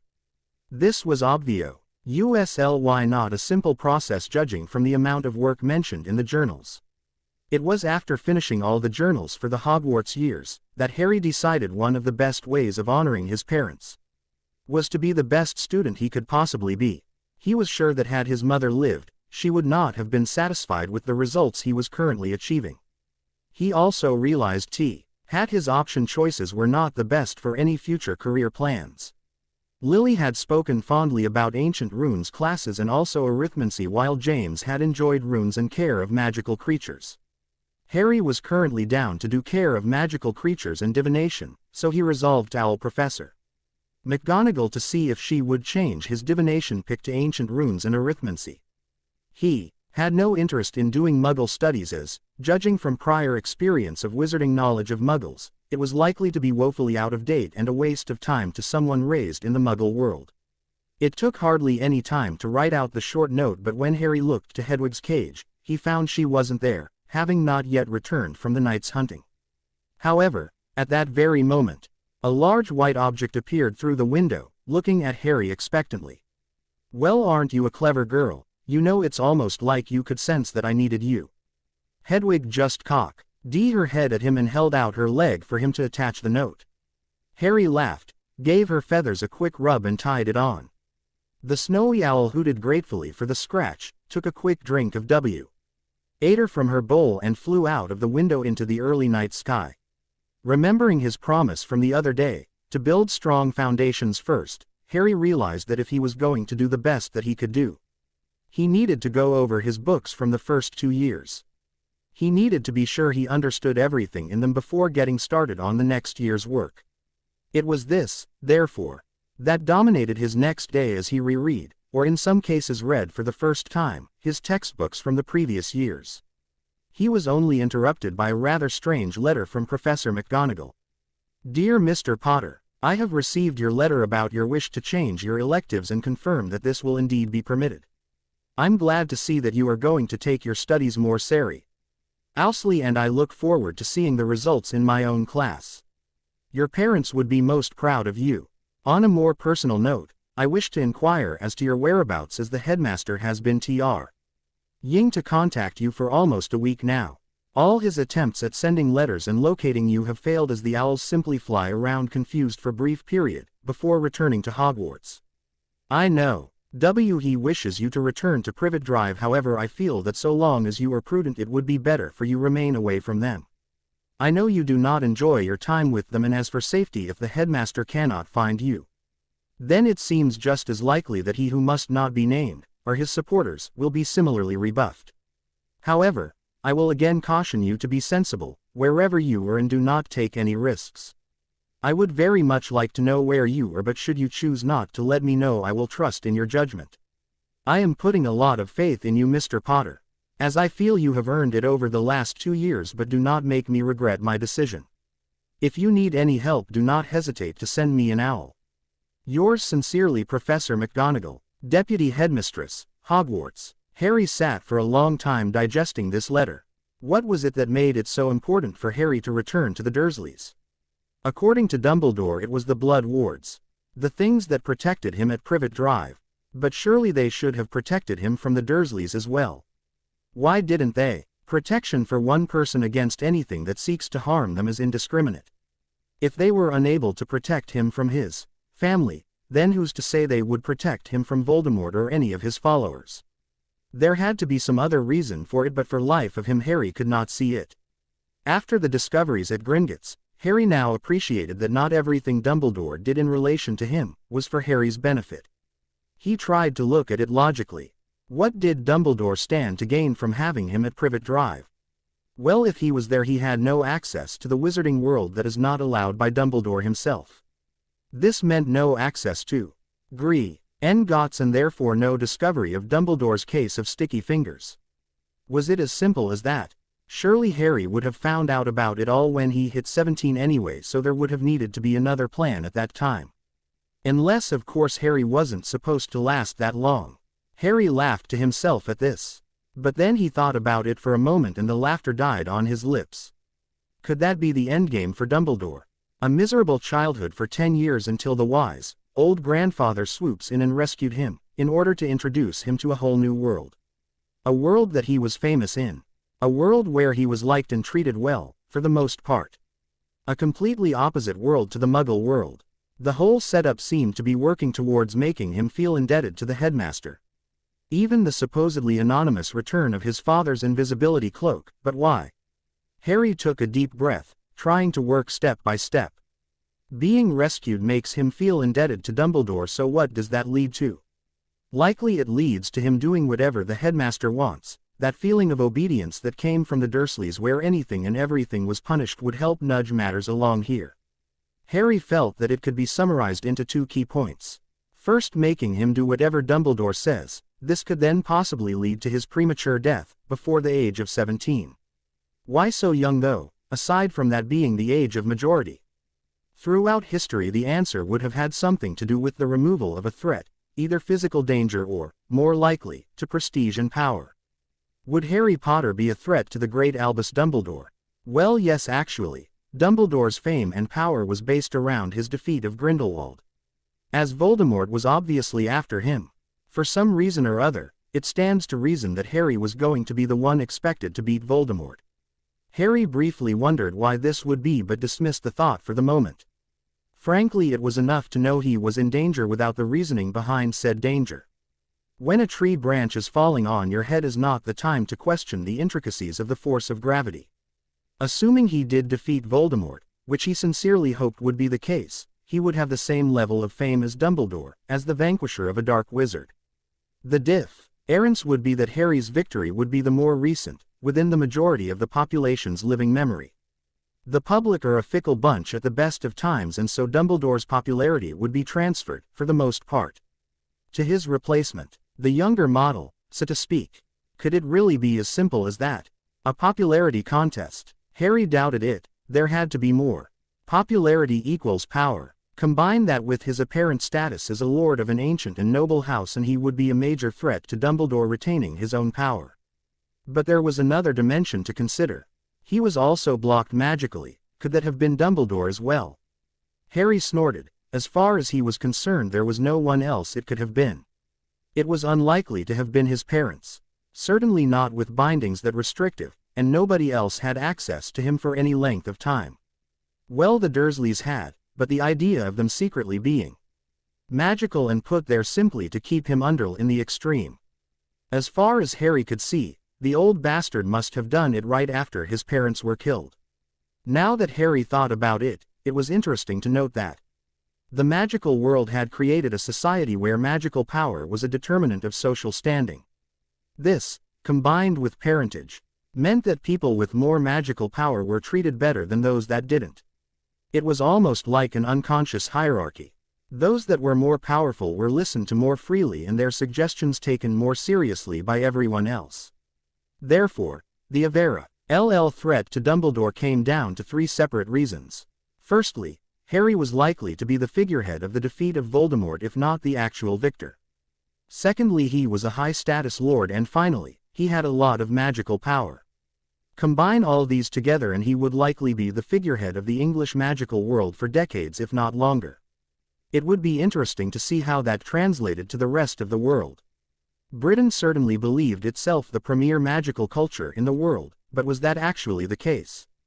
Would it be the case that the cultural celebrities of magical Britain were the equivalent of those icons of Muggle Britain who were known the world over, even if Joe Bloggs on the street knew nothing about what the actual celebrity did?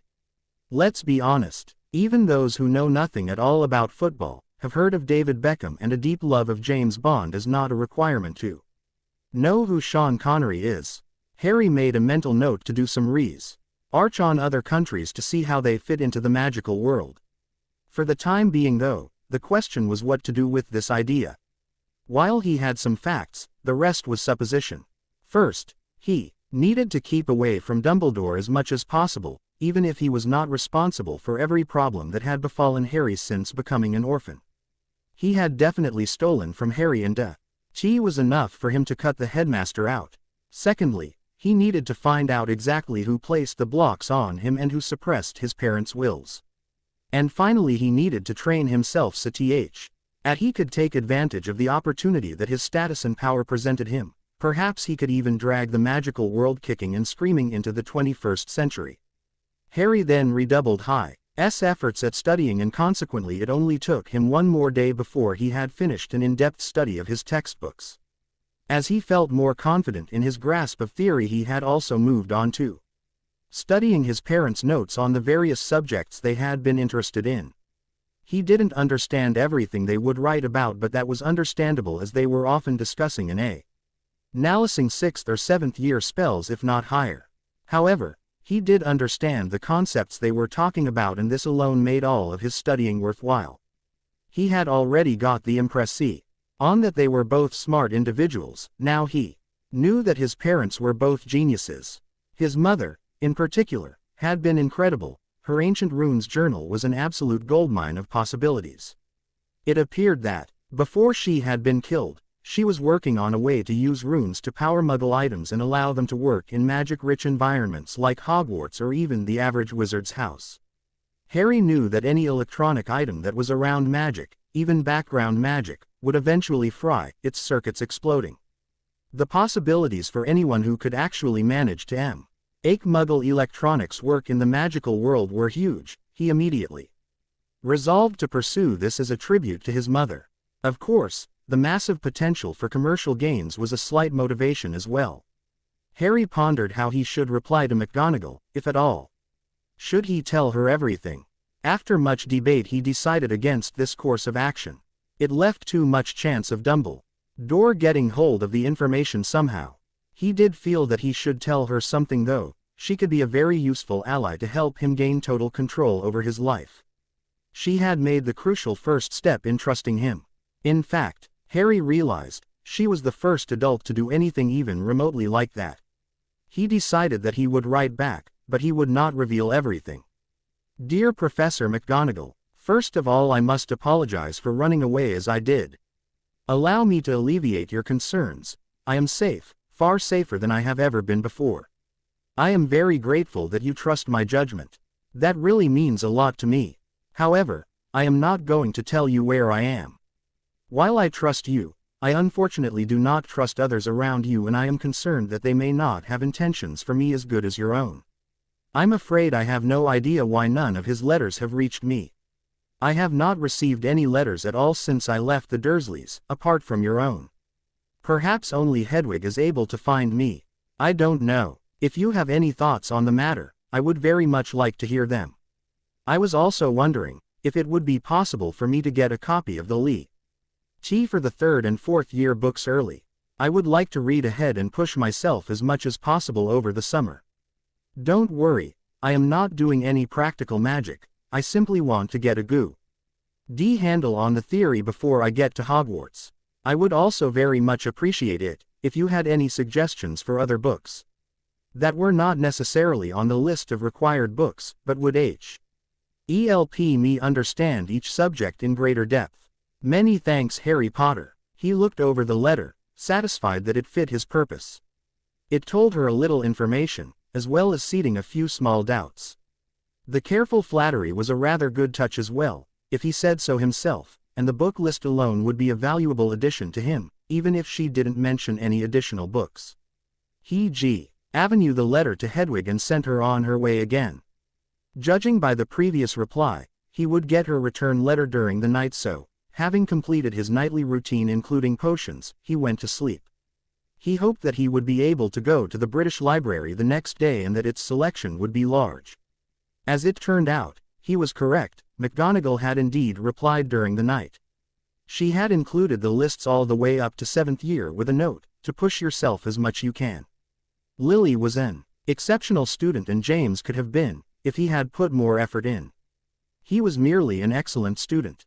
The rest of the letter contained a few basic ideas as to why the owls were being diverted, but none of them seemed to be very likely to Harry. Harry was delighted to see a long list of books for each subject, including his electives, which were not on the book lists. Harry smirked as he saw that Transfiguration had almost double the number of books as the others. Before unlocking his mind, he would have struggled to read all of those books in 10 years, now he felt confident that he could read these and many more, before he returned to Hogwarts. There was, however, one more part of the letter that contained important information. I do not know if you are aware, but the wizarding world is currently in turmoil over the escape of one Sirius Black from Azkaban prison. Again, you may not be aware of this, and I am sorry to be the bearer of bad news, but I feel it is right that you know. He was a close friend of your parents throughout school, so much so, that he was named your godfather. And when they went into hiding it was Sirius that was given the key to keeping them safe. You see, Dumbledore cast a charm called the Fidelius, which makes one person the keeper of a secret. They, and only they, may reveal the secret to others. The secret in this case, was the location that your parents were hiding at. As is obvious, Sirius revealed the secret to his master, and so he who must not be named came to Godric's Hollow to kill you. Sirius was later confronted by another of your parents' friends, Peter Pettigrew, however Sirius kills, landing him in Azkaban. Nobody knows how he escaped, but I tell you this, not so that you will go out looking for him, but so that you are aware of the dangers. Stay safe, Harry. Harry couldn't believe it. He felt numb all over. How could Padfoot have done that, after all they went through as the Marauders? There must have been some mistake. Harry rushed to his father's post-Hogwarts journal and flicked towards the end. Scanning faster than he had ever done before. Somewhere it must say what the hell happened, because it couldn't have been Padfoot, it just couldn't have been. After a frantic 3 minutes of reading, Harry spotted something that made his heart leap for joy. His parents hadn't used Padfoot. They had used him as a decoy and used Wormtail, thinking that nobody would suspect him. Harry was delighted, until he thought of the implications. Sirius had spent 12 years in Azkaban even though he was innocent. That surely wasn't possible. McGonagall said that Dumbledore had cast the spell, so he must have known who the secret keeper was. Why hadn't he done something? He slapped himself on the forehead and berated himself for being an idiot. Of course he knew. He deliberately let Sirius rot in that hellhole because otherwise Harry would have been able to live with him, free of the Dursleys. If he had been free of the Dursleys, then he would not have been downtrodden and looking for a savior, and Dumbledore's plan would not have worked. This was the final straw for Harry. He had disliked Dumbledore before for his theft and maneuverings, but now he hated him. He snatched a key, LL and parchment, and tore through a letter, explaining what he had found in his parents' journals. Covering how Sirius had to be innocent and it was Pettigrew who was secret keeper, not Sirius. On a spur of inspiration, he asked if McGonagall had been at the trial. He had a sneaky suspicion that Dumbledore, under his guise as leader of the Light, would have rushed through a vague trial or not given Sirius one at all, in order to ensure an innocent man's imprisonment. Perhaps this would make her dig a little deeper in the whole affair and get over the innate trust in Dumbledore that the whole country seemed to be cursed with. He wouldn't hold his breath for that though, and sent the letter off with Hedwig once more. With the letter sent to McGonagall, there was nothing he could do to help Sirius, other than to wait for a reply. Well, actually there was. He could see what he could find out about the magical legal system, if there was one that didn't boil down to, whoever bribes the most, wins. To do this he needed the British Library. He just had to hope that it had at the very least, passable selection of books to pick from. More from hope than expectation, he took the, now empty, trunk that had contained the journals and shrunk it. This would give him somewhere to put any books he borrowed. Sighing contentedly, he began to walk the short distance through central London. His lofts and hair ensured that he was given a wide berth, even by the decidedly more liberal Muggles. To be fair though, there were hardcore right-wing dictatorship in the Muggle world which were more progressive than magical Britain. It was not the case that his clothes were particularly shocking today either, a Pantera t-shirt and a pair of jeans with his skater shoes. Admittedly, his hair was bright green, but still, he was going to wear his leather jacket, but it was too lovely a day for that, and he really couldn't find it within himself to justify looking cool over being at a comfortable temperature. Besides, in his opinion, he looked pretty cool anyway.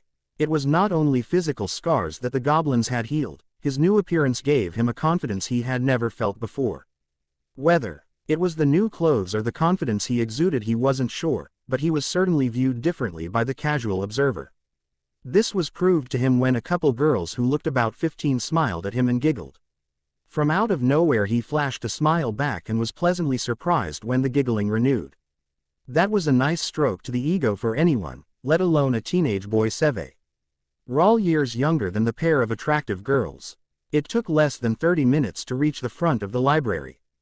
Thankfully, it was hard to miss the massive red building, so Harry had no difficulty finding it. The interior was even more impressive than the exterior, filled with masses of computers and rack after rack of books, on floor-to-ceiling shelves. Harry looked around, mouth open wide at what he could see. It was a hive of activity. How on earth was he going to find his way around here? This was actually less challenging than he had first believed. The library was well signposted and, just as Griphook had suggested, there was a section marked for magical books. The signposts led to a rather ramshackle door, set into a wall that was being ignored by everyone else. Harry walked up to it confidently and opened it, to reveal an absolute treasure trove. It was huge. There must have been thousands of books there, maybe even as many as the Hogwarts library. He walked up to the Kay were a white-haired witch was snoring lightly. Looking around for a polite way to wake her rather than shouting at her, he spotted a small bell and rang it. The witch jumped up, looking around frantically. Merlin's beard, young man, you gave me quite a shock there. You here for some books? Harry nodded that he was indeed. Well, you have come to the right place then, she said, chuckling. Don't get many people in here. That's why I was sleeping. Sorry about that. Now, what are you after? Anything in particular? Yes, I was wondering if you had some books on wizarding, politics and law. She looked him up and down, appraising Ly. What's your name, young man? Casting around desperately for inspiration, Harry panicked, before a name hit him. Darryl. Darryl Abbott. On one hand, Harry was quite pleased with himself for thinking of a name relatively quickly, but on the other, he was furious with himself for not anticipating that he would need a false name. How old are you, dearie? It's J. We don't get many children come in here, let alone for books like that. I'm 14 inches, he lied. I'm interested in this stuff because my dad is a lawyer and I want to know about what he does. This way, I can surprise him with what I know. He smiled at her winningly. Despite his pauses, the woman seemed to accept that this was his real name and his reason for wanting the books held water as well. She directed him to an area of the bookcases that held some very thick and ancient-looking tomes. Was there any particular one you would recommend as a good introduction? He asked. The woman looked thoughtful for a couple of seconds. Before pulling a book from the middle shelf and handing it to Harry, this book by Teague is probably the best. It might be a little complicated though, will that be okay? Harry waved off her concerns politely and took the book. Is it possible for me to borrow books and then return them at a later date? Of course it is, dear. Do you have a library card? Harry shook his head negatively. Not to worry, we can soon sort that out. Now, all I need is a few details from you and we can set one up for you. Harry obliged with a set of invented details that were fairly close to the truth but not entirely accurate. Is there a limit to how many books I can take and how long I can keep them for? You may take a maximum of 12 books for a period of 3 weeks. Once you return those books, you may take a different 12 for another 3 weeks and so on. And will this allow me to take books from the Muggle side of the library as well? Indeed it will, dearie. You may take another 12 books from the other side at the same time as the magical books, again for a 3-week period. Once more Harry's eyes lit up at this. Access to the main library would be an invaluable aid in understanding Muggle electronics, so that he could finish his mother's work. He decided to get Muggle books first, then bring them into the mag could unshrink his trunk and put them in, away from Muggle eyes. The librarian was quite happy to hold on to the law book while he went to satisfy his Muggle book needs. This ended up taking longer than he would have hoped, as there was just so much choice on what to get. If the magical library was large, it was utterly dwarfed by the Muggle side, with millions of books just waiting to be read. Harry didn't know how long it would take him to read the 12 books he had picked, as some were quite technical, but he thought that by the time they were finished he would understand the physics of electricity and the way electronics work. He had also picked up 2 books on programming for computers, figuring that a laptop that worked around magic would be very useful indeed. The ability to design his own programs for it would be invaluable, vital really, as it would likely be the only magical laptop in existence. Carrying all the books was difficult, but eventually, Harry made it back to the magical section, put the books into his trunk and shrunk it again. After getting the law book from the librarian, he wandered into the maze of shelves and began his search amongst the magical section. This was rather quicker than the Muggle area because Harry was, currently at least, more interested in only one section rather than many. That's not to say that he wasn't interested in many topics, nothing could be further from the truth. However, he had his priorities at the moment, namely Sirius, and getting him cleared. The only thing that distracted him from this goal was a book on metamorphagy that he simply couldn't pass up on. He returned to the librarian. According to a tag, her name was Sheila, and presented his selection. She then scanned the inside cover of each book with her wand. Harry looked on with interest, as each book's information appeared in a large leather-bound ledger on the desk after every time she scanned it, along with a date in 3 weeks' time next to the title and his name in the borrower column. Thanking her gratefully, he put the books into his trunk, shrunk it and returned home. He almost stumbled at this. When did he begin thinking of the hotel as home? He had only been there for a week. This fact alone said a lot about how highly he viewed Privet Drive. Adding lunch to his routine was simple, as there was a wonderful pub, which served food, on the route back from the library. It was a matter of seconds to walk into the bathroom and remove one of the Muggle books from his trunk, so that he could read while his order was being cooked. He would have to be careful to only read Muggle books in the pub and not any of the magical ones. Today's was a textbook about physics. Returning to the hotel, he would usually spend a few minutes talking to either Julie or Rachel, before cocooning himself in his room. Reading as fast as he could, absorbing everything. If he had thought he was reading fast when he looked at that first book after unlocking his mind, it had nothing on him now. He powered through all 24 of the books by the next morning. Admittedly, he had barely stopped at any stage, including toilet breaks and eating breakfast at the cafe over the road, but even so this was an impressive feat. And so, from that day on, that was how his days would go. Wake up, breakfast at the cafe, read some more, walk to the library, drop off books, pick up new ones, large lunch at the pub, yet more reading. Until he would eventually go to sleep and then repeat. Harry had found that eating a good-sized breakfast and then a large lunch at around 2 to 2:30 p.m. was more than enough to see him through the day comfortably. It had been tempting to gorge himself the first few times he ate after being healed. The ritual had restored his stomach to a natural size, as if it had not had to subsist on starvation rations.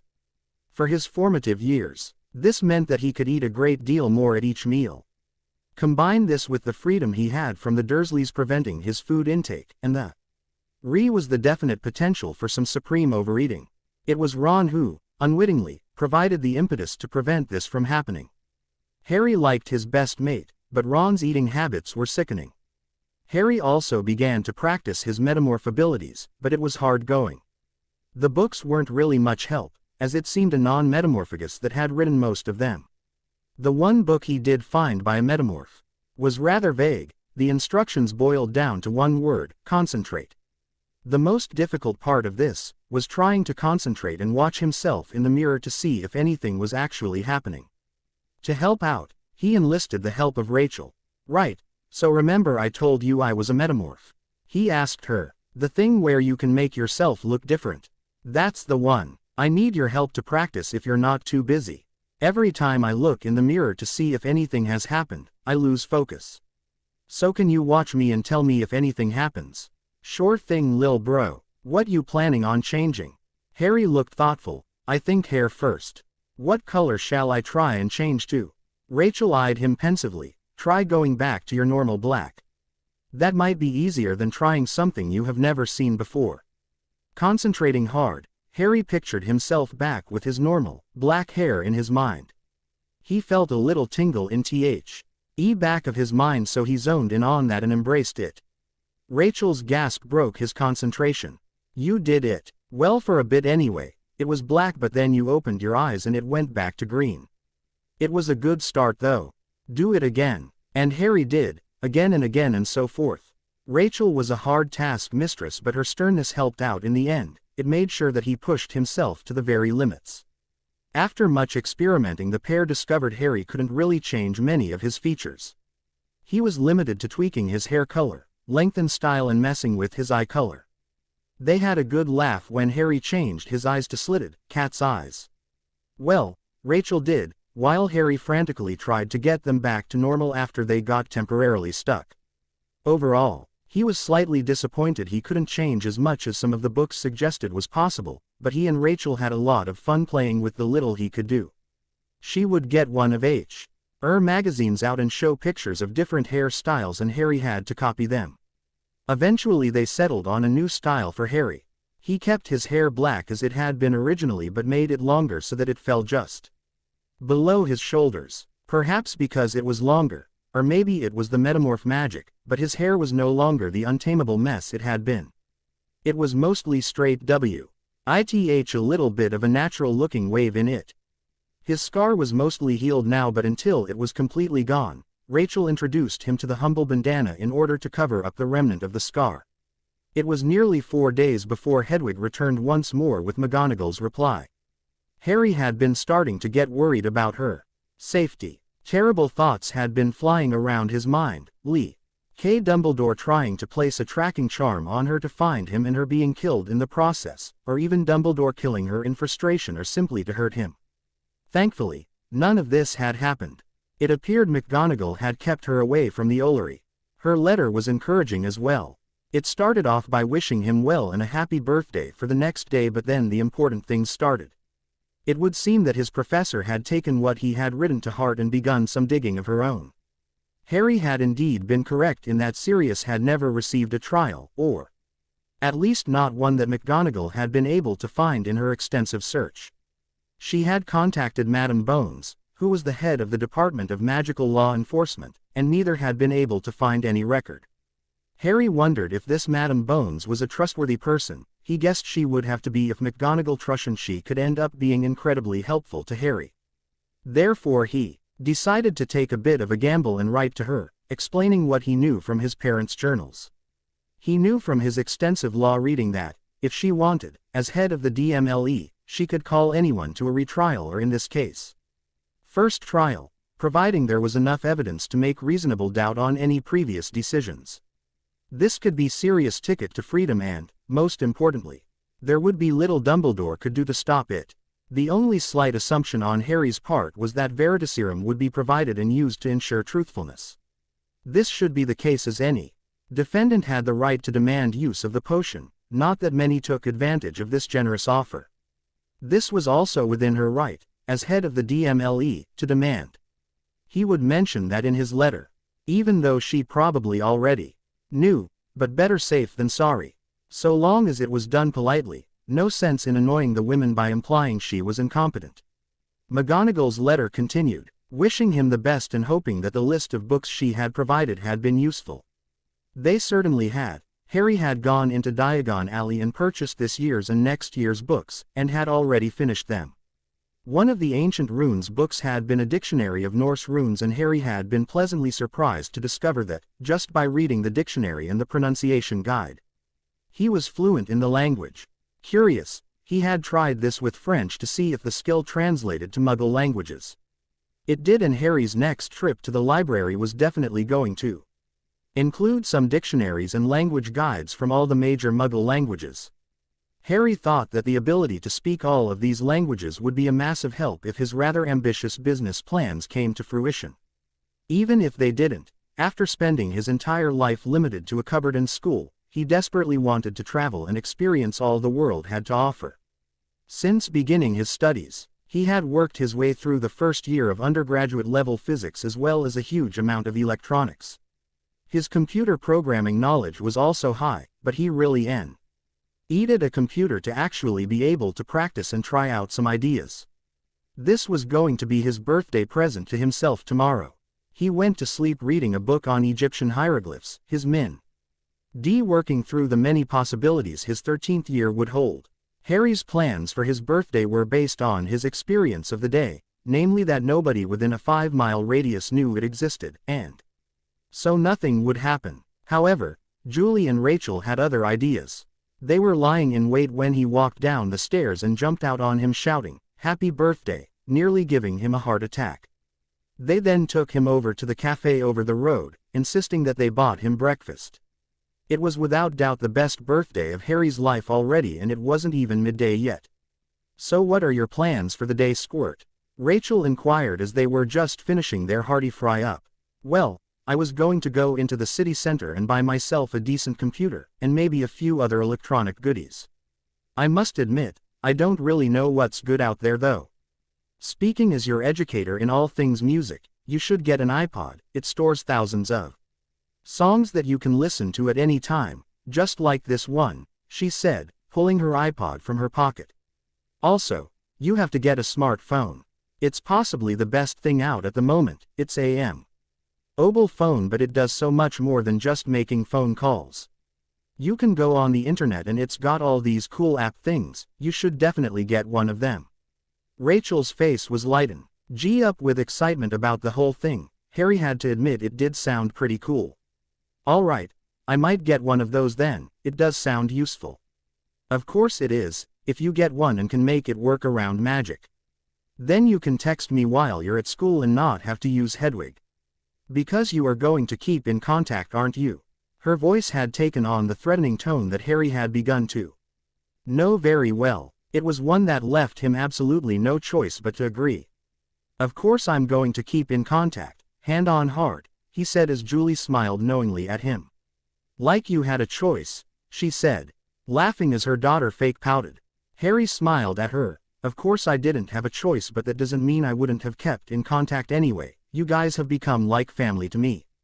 You were probably the first people since my parents to actually care about me for me, not for being some celebrity, and for that I am forever in your debt, so thank you from the bottom of my heart.